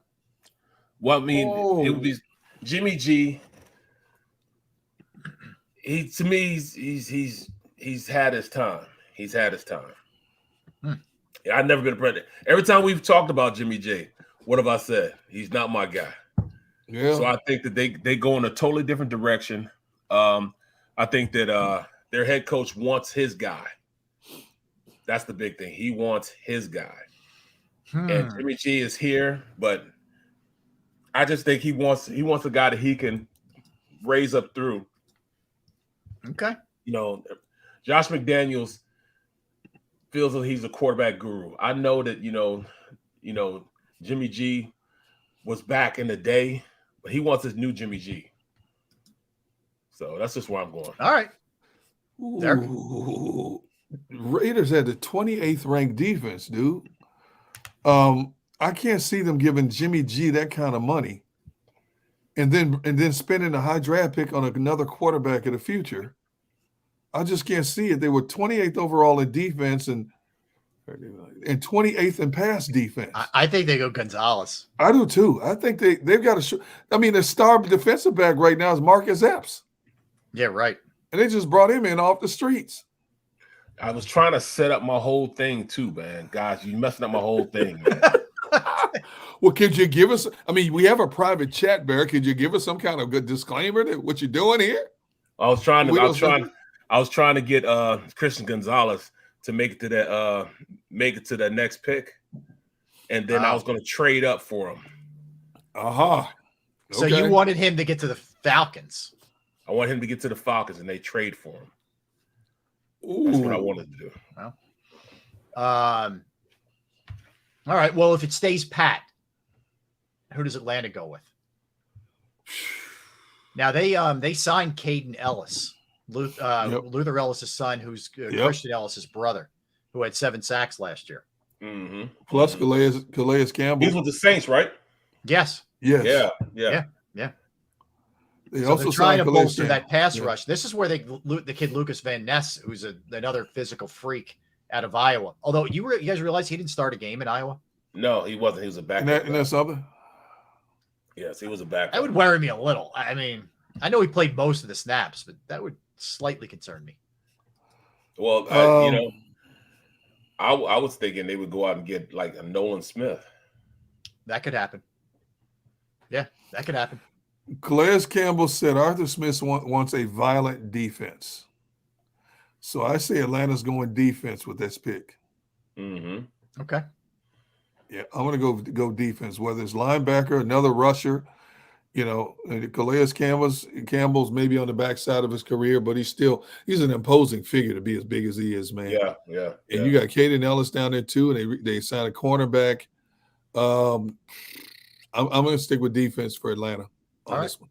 I think so too. I think Atlanta goes defense. Here's where I think when we get to 9, this one I think is kind of obvious. I think you have to do everything you can to protect Justin Fields. Like you've done some things to get him some weapons on the outside. Doesn't this just have Paris Johnson written all over it? Yes. Either Paris Johnson or Skoronski. Yeah. T-Rex. Yeah, T-Rex. Yeah. Yeah, he could. see, I did that last week. You say you're wrong for that, D-Gun. Look at what he's doing. Look at him, Rob. I know. Like this guy's 6'4", 313, but we're making him sound like he's this like little dude. Like, hey, little guy. Okay. You're like, hey, Peter. Yeah, but they say because he has short arms, he's better suited as a guard than he is a tackle. Yeah. Right. You know. Well, you guys never told me what you guys are gonna do with number 7 with the Raiders. What pick are you going with? I'm taking Gonzalez. Yeah, I'm going Gonzalez. That's a cornerback. Yeah. You going Gonzalez also? 100%. Yeah. Yeah, I'm trying to improve their passing defense, which was garbage last year. Right. So that I know it's a little high maybe for a corner in that spot, but that's where they worked last year. Got corners went high last year, and it worked out. All right. Well, that brings us to 10. So here we go. And this is assuming Jalen Carter's off the out of it, not an option. Is it Nolan Smith? Is it that simple? Edge guy? I'm thinking it's either Nolan Smith or they go with you guys' boy, the corner, Devin Witherspoon. Yeah, Witherspoon out of Illinois. Yeah, so I'm thinking either that, is one of those two. Is either Devin Witherspoon or you go Nolan Smith. One of the two. Ooh. I'm going if I know the Eagles, and this is just my guess. Right. It's Nolan Smith. It's edge over corner, just philosophically. Bros before. Lineman before. Derek, finish that. Go ahead, Barrett. Go ahead and say finish that. Bros before afros. How's that? Bros before nose. Bros before snows. Bros before injured toes. That's as far as I'm going with it. Right. What are you doing? What are you doing at that pick? You know 10? What? Yeah. I think it's Nolan Smith. I think they bust through. No, they ain't gonna bust through. I'm gonna stick with Witherspoon. Yeah, you stick Witherspoon. I want to badly, but I can't go with it because I just know how that organization thinks. So they'll go Nolan Smith. Okay. I think either Nolan Smith or they go with the kid Miles Murphy. Oh, Clemson. Yeah, Clemson. Well, I like Miles Murphy too. I like any player coming out of Clemson. Yep. You don't like Kayvon Wallace? Yeah. Say that again. You didn't like Kayvon Wallace. Let me clarify this. I stand corrected, Mr. Brooks. You like most kids coming out. I like 99.3% of players that come out of Clemson. I thought he played pretty well last year, though. Oh, my God. Stop. Kayvon Wallace came in and he spelled himself very, very well. And he made one play. He made one play and he was like in a witness protection program the next 10 plays. Seriously? Come on, man. Really? I gotta give him a little bit, man. A little bit. Just a little bit. You're just saying it because he's a former player and you spend a lot of time down at the Novacare Complex. You don't want anybody to get mad at you. I understand that. I saw him this weekend. You what? I saw him this weekend. See what I mean? I actually did. I was with. I'll tell you what, the Eagles, they do a fantastic thing with their charities. You know what I'm saying? They do. They did their autism. I was at their autism event, helping autism event yesterday, and I was with Zach McPherson. Oh, that's what I had to tell you, D-Gun. Zach McPherson, avid fisherman. Is he really? Big time fisherman. I'm talking about freshwater or ocean? Freshwater or ocean? He said it could be in it can be in a bathtub. He doesn't care. Okay, this guy's right up your alley. Yeah, there we go. That's my kind of fisherman right there. Yeah. There we go. Okay, so we have another disciple. We bring it to the fold. We should get him on the show. Definitely. Talk about it. Definitely. All right, let's kind of motor here through the next few here. So we're Eagles. We're kind of split a little bit, but let's go. If things are going the way that we're talking about here, it sets up very nicely, in my opinion, at 11. And it's going to be controversial because they took a guy in the 3rd round last year at this position, Malik Willis, but maybe they trade him. Will Levis maybe go to Tennessee at 11? That good old country boy going to Tennessee. That sounds like the same guy though. Yeah, both you big, think so? little raw. Except Willis could run like the wind. Levis is not running like the wind. Nope. You know? But he's athletic though, Derek. He is athletic. Yes, he is. Not just if he was so athletic, they brought in another quarterback off the street to start in front of him.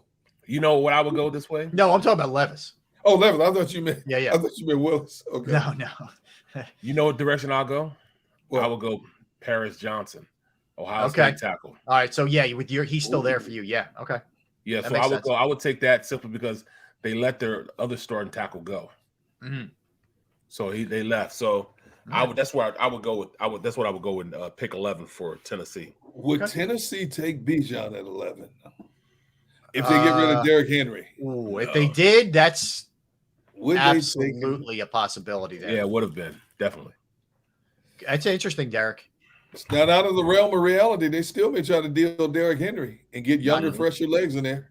Not crazy. Not crazy. Starting to see some wear and tear on Henry last couple of seasons. Yeah. 12. This would be Houston again. Go out and get a weapon. Yep. Get him some weapons. Yep. Ohio State kid, Jackson Smith. Najiba. SNG. I love that kid. Yes. JSN. That's his name. JSN. You get your quarterback, and you get your quarterback wide receiver combination, just like Cincinnati did with Burrow and Jamar Chase. Mm-hmm. Okay. Oh, yes. While we're at it, so speaking of these two guys, so next year you have two kids who were true sophomores this year who are going to go in their third year, so they'll be eligible after next year from local kids. Jeremiah Trotter's son turned into an absolute stud this past year, and Marvin Harrison Jr. is maybe the highest touted receiver prospect coming out in a really long time. Monsters. Like both of those guys are freaks, and they both played on St. Joe's Prep. I mean, that's ridiculous, isn't it? Factory, absolute factory. Yeah, they are. Yeah. So anyway, that's not for this draft, but that's for next year. Just if you're a casual college football fan and you were Eagles fans or Marvin, a local guy, but whatever, keep your eye on those guys because they're both awesome. All right, this 13 at the Jets. What are we thinking here? Wow, Jets got everything except the quarterback. I'm gonna go. I need to protect him also. Offensive line. Yeah, I'm gonna go Broderick Jones, and they all come from that. He comes from Philly. I think you go Broderick Jones because they need to protect that Georgia the backside with me. Just like now they have Walter Jones. Wow, the tackle from Seattle that went there last year. He's there now, right? Starting. So I think they're a little old there. So I think they go ahead and get Broderick Jones. Steps right in, 6'5", 310 pounds. Okay. 6'6" rather. Yeah. So from Georgia. Good pick. Yeah. All right. Good pick. New England. 14. Now, this is a Belichick pick. Yeah. Definitely, he fits right in the scheme work of what he loves to do. Lucas Van Ness. Oh yeah. It's like Kyle Van Noy. A lot of Vans. No, but I mean, look, he's got a really high ceiling. This dude. Yes, he does. Physical freak, big dude, strong. The speed is like they're comparing the way he runs to like they were talking about with Jordan Davis. Like he runs like that, like he's super fast for a big guy. So he's possible. Yep. Yeah, he's very possible there. 15. Then 15, we get the Green Bay. D-Guns squad. There's a lot of needs here. I want to see him get an elite pass catcher, which is not going to happen. They haven't drafted one since, my goodness, the 90s. They do have one there. They have one that they can pick up in this draft. They ain't going to draft him, Barrett. Barrett, think about this.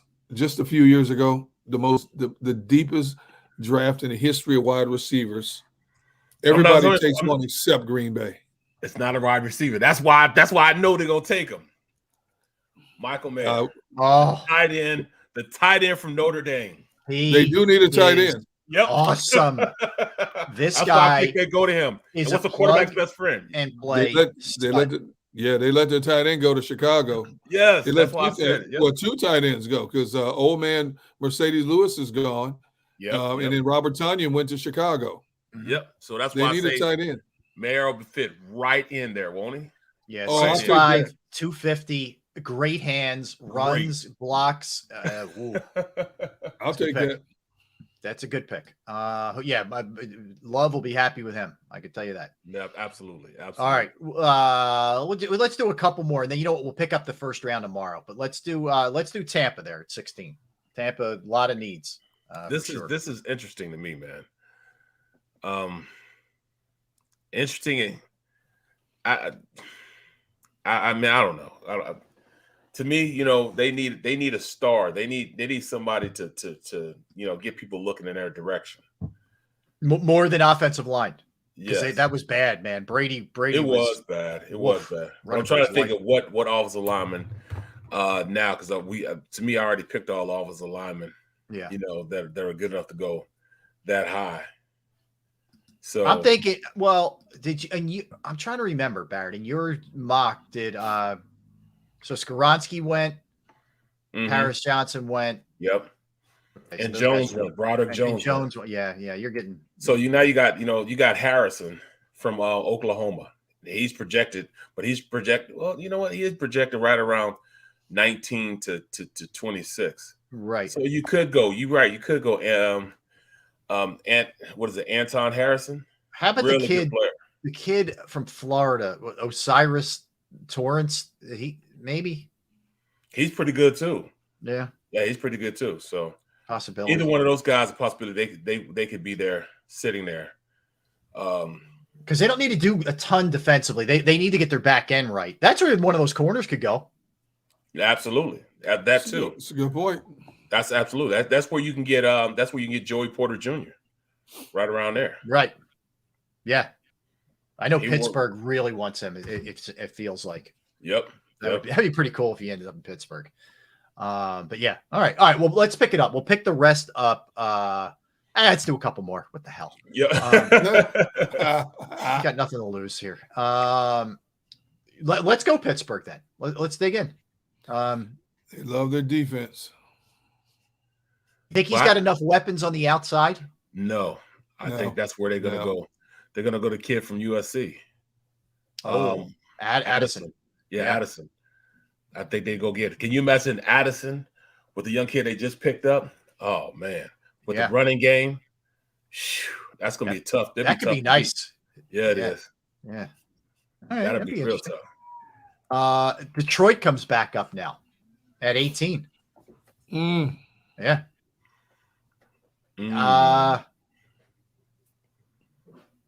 Let me give you one guess, maybe. They traded away Hawkinson to the Vikings. They're a little light at that spot. So you go to kid from what's his Utah? Is it Utah? Yeah, Kincaid. Dalton Kincaid. They're perfect. Really good. Really good. Dalton Kincaid. 6'4", 250. Yep. Good too. I'm liking that. That's a good move for them. It's a good move. All right, let's go Washington then. Let's close it at 19 with Washington. That's offensive line. O-line. Yeah. And I like this kid out of Ohio State. Where DeJuan Jones. The other one, the 6 foot gargantuan dude. He's 6'8", 375. Oh my God. You know what? I'm gonna go before him. You know who I like before him? Who? This kid from Tennessee. Ooh. This kid from Tennessee, he is really good, man. Darnell Wright, I was watching film on him. I can't believe I got him. In fact, I would move him up in front of the Addison kid. Oh, the receiver. No, I mean. You're saying you would take an old lineman there? You take the okay. Instead of the Harrison kid up there, I would take him. I would take Darnell Wright. Okay. Dancing Bear, 6'5", 340, 330. Okay. Can move, dominant. He projects there. That's who they pick up. All right. Really that makes sense. That's a good pick. That's it. All right. Well, that's what we'll do. So then we'll start it in the 20s tomorrow. All right. We'll ride 20 through the rest, and maybe take it up to where the Eagles pick in the second round. All right. Tomorrow. So we'll pick that up there. We didn't even get to our coaches. So what you want to do that when we come back? Let's do our top 10 coaches. Yeah, what the heck? Let's get our break in. We'll do our top 10 coaches. I have a good on this date for you guys. There's good birthdays and there's good movies too. So we'll hit, and I'll tell you about the UFC WWE merger and how much that went for. That is big time. All right, we'll hit it. We'll come back. All that good stuff. Derek Gunn, Barrett Brooks, Rob Ellis. We're Sports Take, JAKIB Sports YouTube Network. Let's talk about Razor technology and hybrid work, because the future of work isn't remote or in person. It's a hybrid model. In facing this new reality, businesses must reimagine their workplaces to align with preferences and needs of modern employees. Razor technology helps create a workplace that gives them flexibility in choosing how, where, and when they put in their hours. Online platforms for communication and collaboration, combined with a secure and adaptable mobile device, are enabling hybrid meeting experiences that are nearly on par with in-person events, so everyone can feel like they're part of the conversation. Employees with strong social connections with their team report better well-being, higher productivity, and stronger retention rates. Razor technology helps growing organizations adapt to hybrid environments with industry-leading digital tools and insightful guidance that promotes efficiency and workplace satisfaction. Learn more by calling 866-797-3282, 866-797-3282, or visit them online at razor-tech.com. That's razor-tech.com. Go to get your game on. Go for the beers. Go for the cheers. Go for the hit and the hits. Go for the stakes and the stakes. Go to get your parlay on. Go to get your party on. Go for the scene. Go for the screens. Go for the gallery. Go for the win. Go to Ocean. Visit theoceanac.com to plan your visit. I get scared sometimes. Of a lot of things. Joining in. Decisions. The dark. The dark. But I once heard someone say, But as I always say, it's okay to be afraid. as long as you face the fear. And keep moving forward. Wherever you are in life, count on the name trusted in insurance for over 80 years. Independence Blue Cross. Is the best vacation one that you find, or one you get lost in? One that takes you to new heights, or reminds you to go with the flow? To get your feet wet and your wheels spinning? One that lets you find your own rhythm, or get carried away? Find the best of yourself. Get lost in the woods. Plan your stay in the Wildwoods today. Plan your day with confidence. Keep the umbrellas on hand. With Action News and AccuWeather. Numerous tornadoes. Your go-to team when severe weather strikes. The water is still rising. Keeping you prepared wherever you watch. Action News and AccuWeather, the team you trust. We all know that taxes are just part of life. It's true during our working years, but also in retirement. But what you might not know is up to 85% of your Social Security benefits might be taxed. Our team at Thrive Financial has helped retire thousands of people across the Delaware Valley by asking questions they never knew they needed to ask, including how their Social Security benefits might be taxed. It's time to be proactive on taxes. Get your Thrive Retirement Tax Playbook today. As a hardworking American, you've never experienced how tough life can be until now. A catastrophic injury while working on the job. A personal injury from someone else's negligence. Turned away by other law firms in the region who didn't bother to learn your story.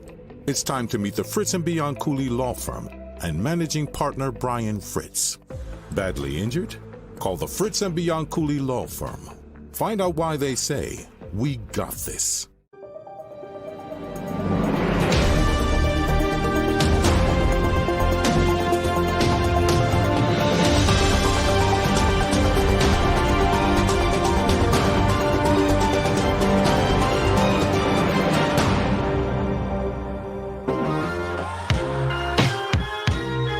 We're back. Yes, we are. We are Sports Take, JAKIB Sports YouTube Network with you on this Monday. All right. This is a tough one. The top 10 coaches. Okay, here's the problem. Like, there's the given types like Andy Reid. When you look at Belichick, there's no question he's, arguably the GOAT, but he hasn't won one since Brady. Sean Payton's back in the mix, but what's that going to look like? Established guys like Tomlin, Harbaugh, and some of the others, makes it hard if you're doing it like right now, how to drop these guys in. And Nick Sirianni took his team to a Super Bowl. Zach Taylor took his team to a Super Bowl a couple of years back. Like, what do you do with some of the younger guys who are in the mix here? You know, that's what makes this a bit of a challenge. So you guys tell me. That's why I did it for right now and not what that former stuff, you know what I'm saying? Yeah, yeah. I didn't put I didn't put Belichick on my top 10. Okay. Because I didn't think at this point he deserved to be in the top 10. You know what I'm saying? From what I've seen everybody else do. You know what I'm saying? Yeah. So all right. Well, why don't you take it, Barrett? Let's see where you go with it. It'll be interesting with that premise, with that in mind. Well, first off, are we going backwards or forwards? You know, you guys go 10 to always 10 to 1. Always work your way up. You guys kill me with that. It's sort of like life, you know. It's a climb. It's a journey. You know, that's what it is. We're journeying up, right? All right. At number 10, I got Doug Peterson. Okay, Doug P makes the top 10. Yep. Number 9, Matt LaFleur. Ooh. At number 9. Gunner, interesting. Number 8, Zach Taylor. Number 7, Kyle Shanahan. Number 6, Pete Carroll. Yep. Number 5, Sean McDermott. Number 4, our own Nick Sirianni. Number 3, John Harbaugh. Number 2, Mike Tomlin. Okay. And number 1, Andy Reid. Ooh, Tomlin at 2. It's an interesting list. He took nothing and made something. He still has a winning record. Right. We know why Andy Reid's there. John Harbaugh almost got his team into the playoffs. Okay. Sean McDermott, I think he has so much, but he undercoached for the talent that he has. That's why I have him at number 5. Okay. I think he underachieves. Underachieved a little bit, yeah. Pete Carroll, I think he coached above what he had. Mm-hmm. Kyle Shanahan also coached below what he had. But, you know, that's like, but he on the offensive side of the ball, he had a plethora of whatever, but undercoached with what he had there. And I understand the quarterback situation. But then defensively, he had the world and didn't make it to the Super Bowl. So that's why I got him at 7. Zach Taylor, same way. He's just a good coach. Yeah, I don't think he gets enough credit, period. He doesn't at all, you know. And nobody others won't put him in the top 10. He's very overlooked, period. You know, I think it just becomes, hey, it's Joe Burrow and Jamar Chase, and you know, he doesn't even get brought up. Interestingly enough. All right, that's an interesting list. Gunnar, how about you? You want to hit it? You want me to go? What do you want to do? I'll go last. All right. I did like a hybrid. I sort of like did a combo. Some of it is like what they've accomplished career. Some of it is what I anticipate they're going to do. Like Peyton would be an example when I get there of what I think he may do there, because I think he will get them turned around. And I think he will unlock whatever's left with Russell Wilson. Some of it is Pete Carroll, because not only has he done it, I thought he did a great job last year getting that team to over 500. So anyway, it's a combination. All right. I went Kyle Shanahan at 10, which, you know, if some of these older guys weren't involved, obviously he'd be a lot higher up. But I will say this too, for as innovative as he is, I thought he came up really small in that NFC Championship game. Exactly. That's really why small. He's so far down. That's why he's at 7. Yeah. I thought he non-challenge, a lot went on. You have the best pass rusher. You've seen it. He should have won Defense Player of the Year. Line up against a tight end. Tell me what Twice. type of planning was that? Yeah. What type of planning was that? Yeah, exactly. So that he got a little punished by the NFC Championship game for me. And but I do think the guy is incredibly smart. Yeah, he is. So I put at number 9. This is where I plug in John Harbaugh. I've been a little bit disappointed the way the last couple of years have gone. And Derek rightfully points out the injuries. There's no doubt they have been affected by that. I think the handling by the front office of Lamar I don't like the way that any of that's been gone down. I don't blame that on Harbaugh, but I think it's affected the team, and that in turn hurts Harbaugh a little bit. So that's where I have him. I put in there at number 8, I put Pete Carroll. And, if Pete Carroll gets them to a deep playoff run this year, considering he's already won one there and they had a pretty good run, I would definitely move him up. But that's kind of where I'm at right now because the last few years have been until this year. So that's why I have him there. Number 7, this is where I plug in Mike Tomlin. Now, some of this is based on the guy's an unbelievable coach, but they just haven't won. They haven't gotten really, really far of late. But he certainly would be ahead of some of these guys. If you're talking about like all time, it's not even close. 6, I put Zach Taylor in there at number 6, just for what he's been able to accomplish. Now this, as I'm looking at it, I'm second guessing myself for this one. I put McDermott at 5. Taylor's accomplished more. So I think I can flip those two very easily, but I'll leave it the way I have it. I have McDermott at number 5 because I think this could be Buffalo's year in the AFC. But it better be Buffalo's year. I agree with you. It is. Yeah. It's time. It's time. It's time for sure. Belief in Peyton has me putting him at number 4. And I think Buffalo is poised because their defense is so good. They don't need to be great offensively. They just need to be better, and I think he'll get them better. Belief in Peyton, that's huge. Yeah. I put Sirianni at 3. I put him pretty high. I'm a believer, and we're going to find a lot more out about him this year because things have changed. I still put the hoodie at 2, and I put Andy at 1. So it's a weird mix and match of accomplished versus newer school, but that's my list. How about you, Dion? Your Majesty, what's next, Your Majesty? It's Monday. No, I did a combination of teachers of men, as well as ascending coaches. So I put Pete Carroll at number 10. People were laughing at Pete Carroll because they thought his cupboard was bare. He reclamates Geno Smith, and then 3 of his draft picks were prominent players this year. That's true. Number 5, the cornerback Tariq Woolen. Number 1, Charles Cross, the tackle, and Kenneth Walker, the second-round running back. They had a great draft. Yes, they did. Number 9, I put Sean McDermott. Sean Dermot's riding on borrowed time. He's had the pieces, and he's failed. Number 8 will be Kyle Shanahan, and I know we don't have a lot of time, so I'm just going to go right through. Number 7. Okay, 7, I put Zach Taylor. Zach Taylor got to the promised land. He just couldn't drink from the fountain yet, and then he backtracked a little bit. At number 6, I put Sean McVay.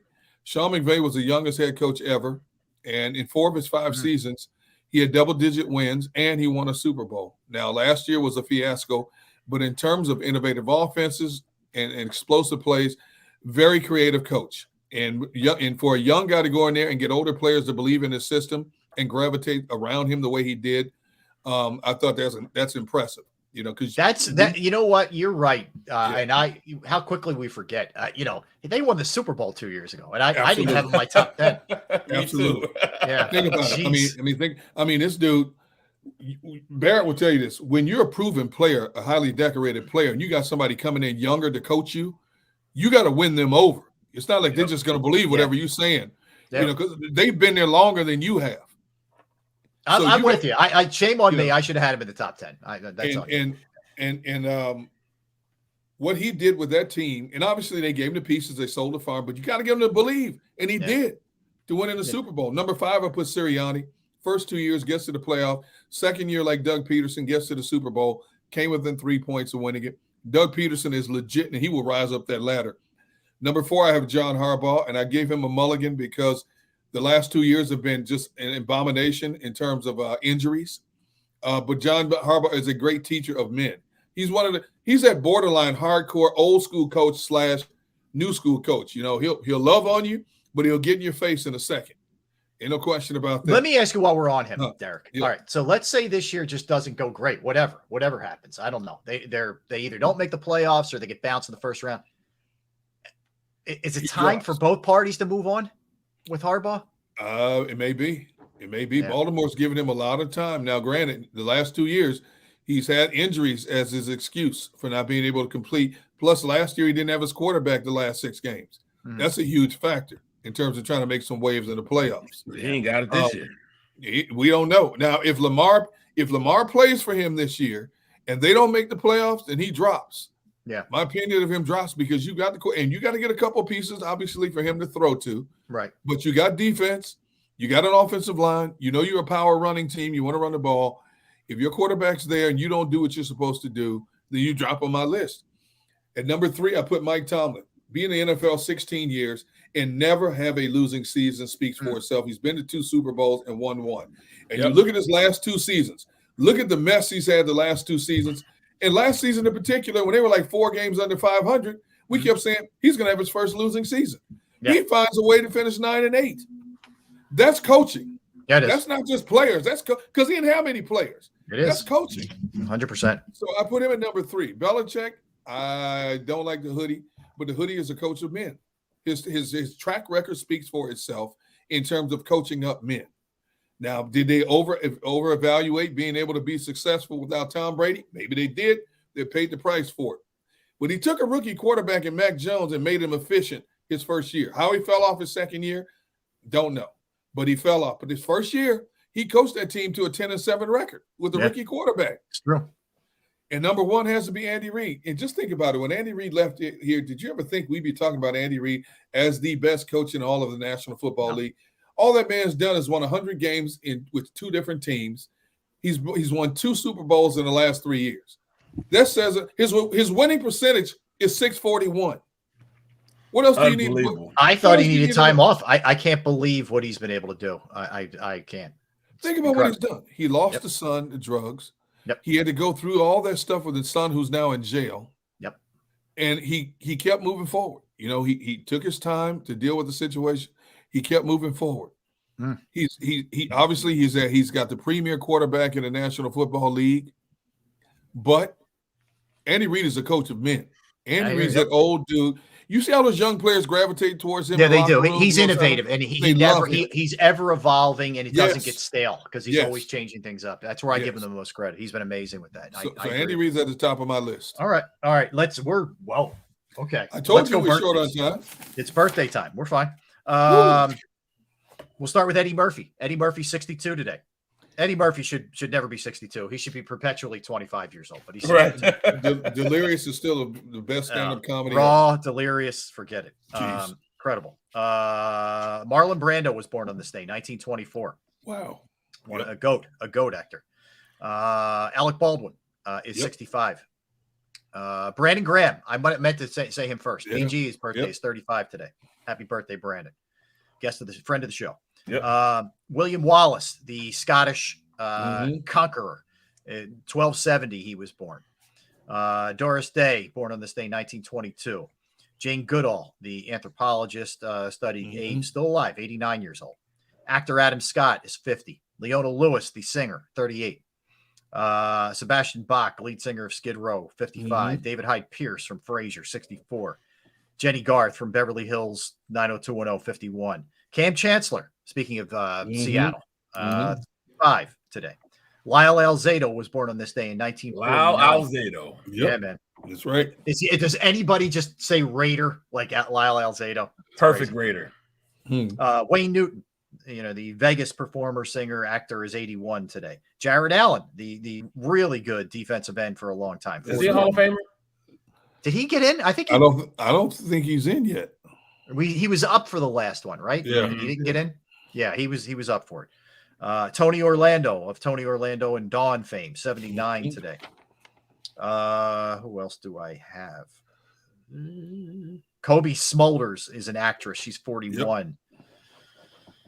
I don't think I have anything else. You have anything else there? Paris Jackson, Michael Jackson's daughter, is 25. Amanda Bynes, 37, from Fast and the Furious. Adam Scott from Step Brothers is 50. Matthew Good from Watchmen and the Kingsman, 45. Here's one that I love. This one you might not know off the top. Iron Eyes Cody. Now, you remember the dude? Remember one of the biggest public service commercials ever, Keep America Beautiful, and they close in on the Indian with the headdress and his tears coming down his eye. Guess what? He's not Native American. He's Italian. He's not Native American. Yeah. His real name is Espersa Oscar de Corte. Are you kidding me? No, he's not a Native American. He's Italian. Oh my God. I will that image when I was a kid is like seared in my head. You see it all the time. Oh, you see it all the time. That's just like the guy that the most interesting man in the world. He's not Spanish. Yes. Right? Yes. Yeah. Your boy Rob Bernie Perrott, 75. Oh, Bernie. Oh, Bernie. Bernie's actress Marsha Mason, 81. Peekaboo Street, Olympic gold medalist for alpine skiing, is 52. Okay. And Will Greer, I don't care about him, backup quarterback for Dallas, 28. Yeah. There's some other ones I got, but I'm leaving them we're off. Out of time. So movies, Fast and Furious 09, 2001 A Space Odyssey, Primal Fear in 1996, Planet of the Apes 68, and Beethoven in 92. And don't forget about Fury 7, 2015. Yeah. Mercury Rising in 1998. Oh, yeah. And The Long Hot Summer, 1958. We got to run. All right. We'll tee it up tomorrow. Stay tuned. You have the National Football Show with Dancilio. Thanks to Tone DeShields. Great job producing. Thanks to all you in the chat, all you streaming, all you listening. We appreciate it, guys. See you tomorrow at the same time. Derek, Barrett, Rob, we are Sports Take. Go for the beers. Go for the cheers. Go for the hit and the hits. Go for the scene. Go for the screens. Go for the gallery. Go for the win. Go to Ocean.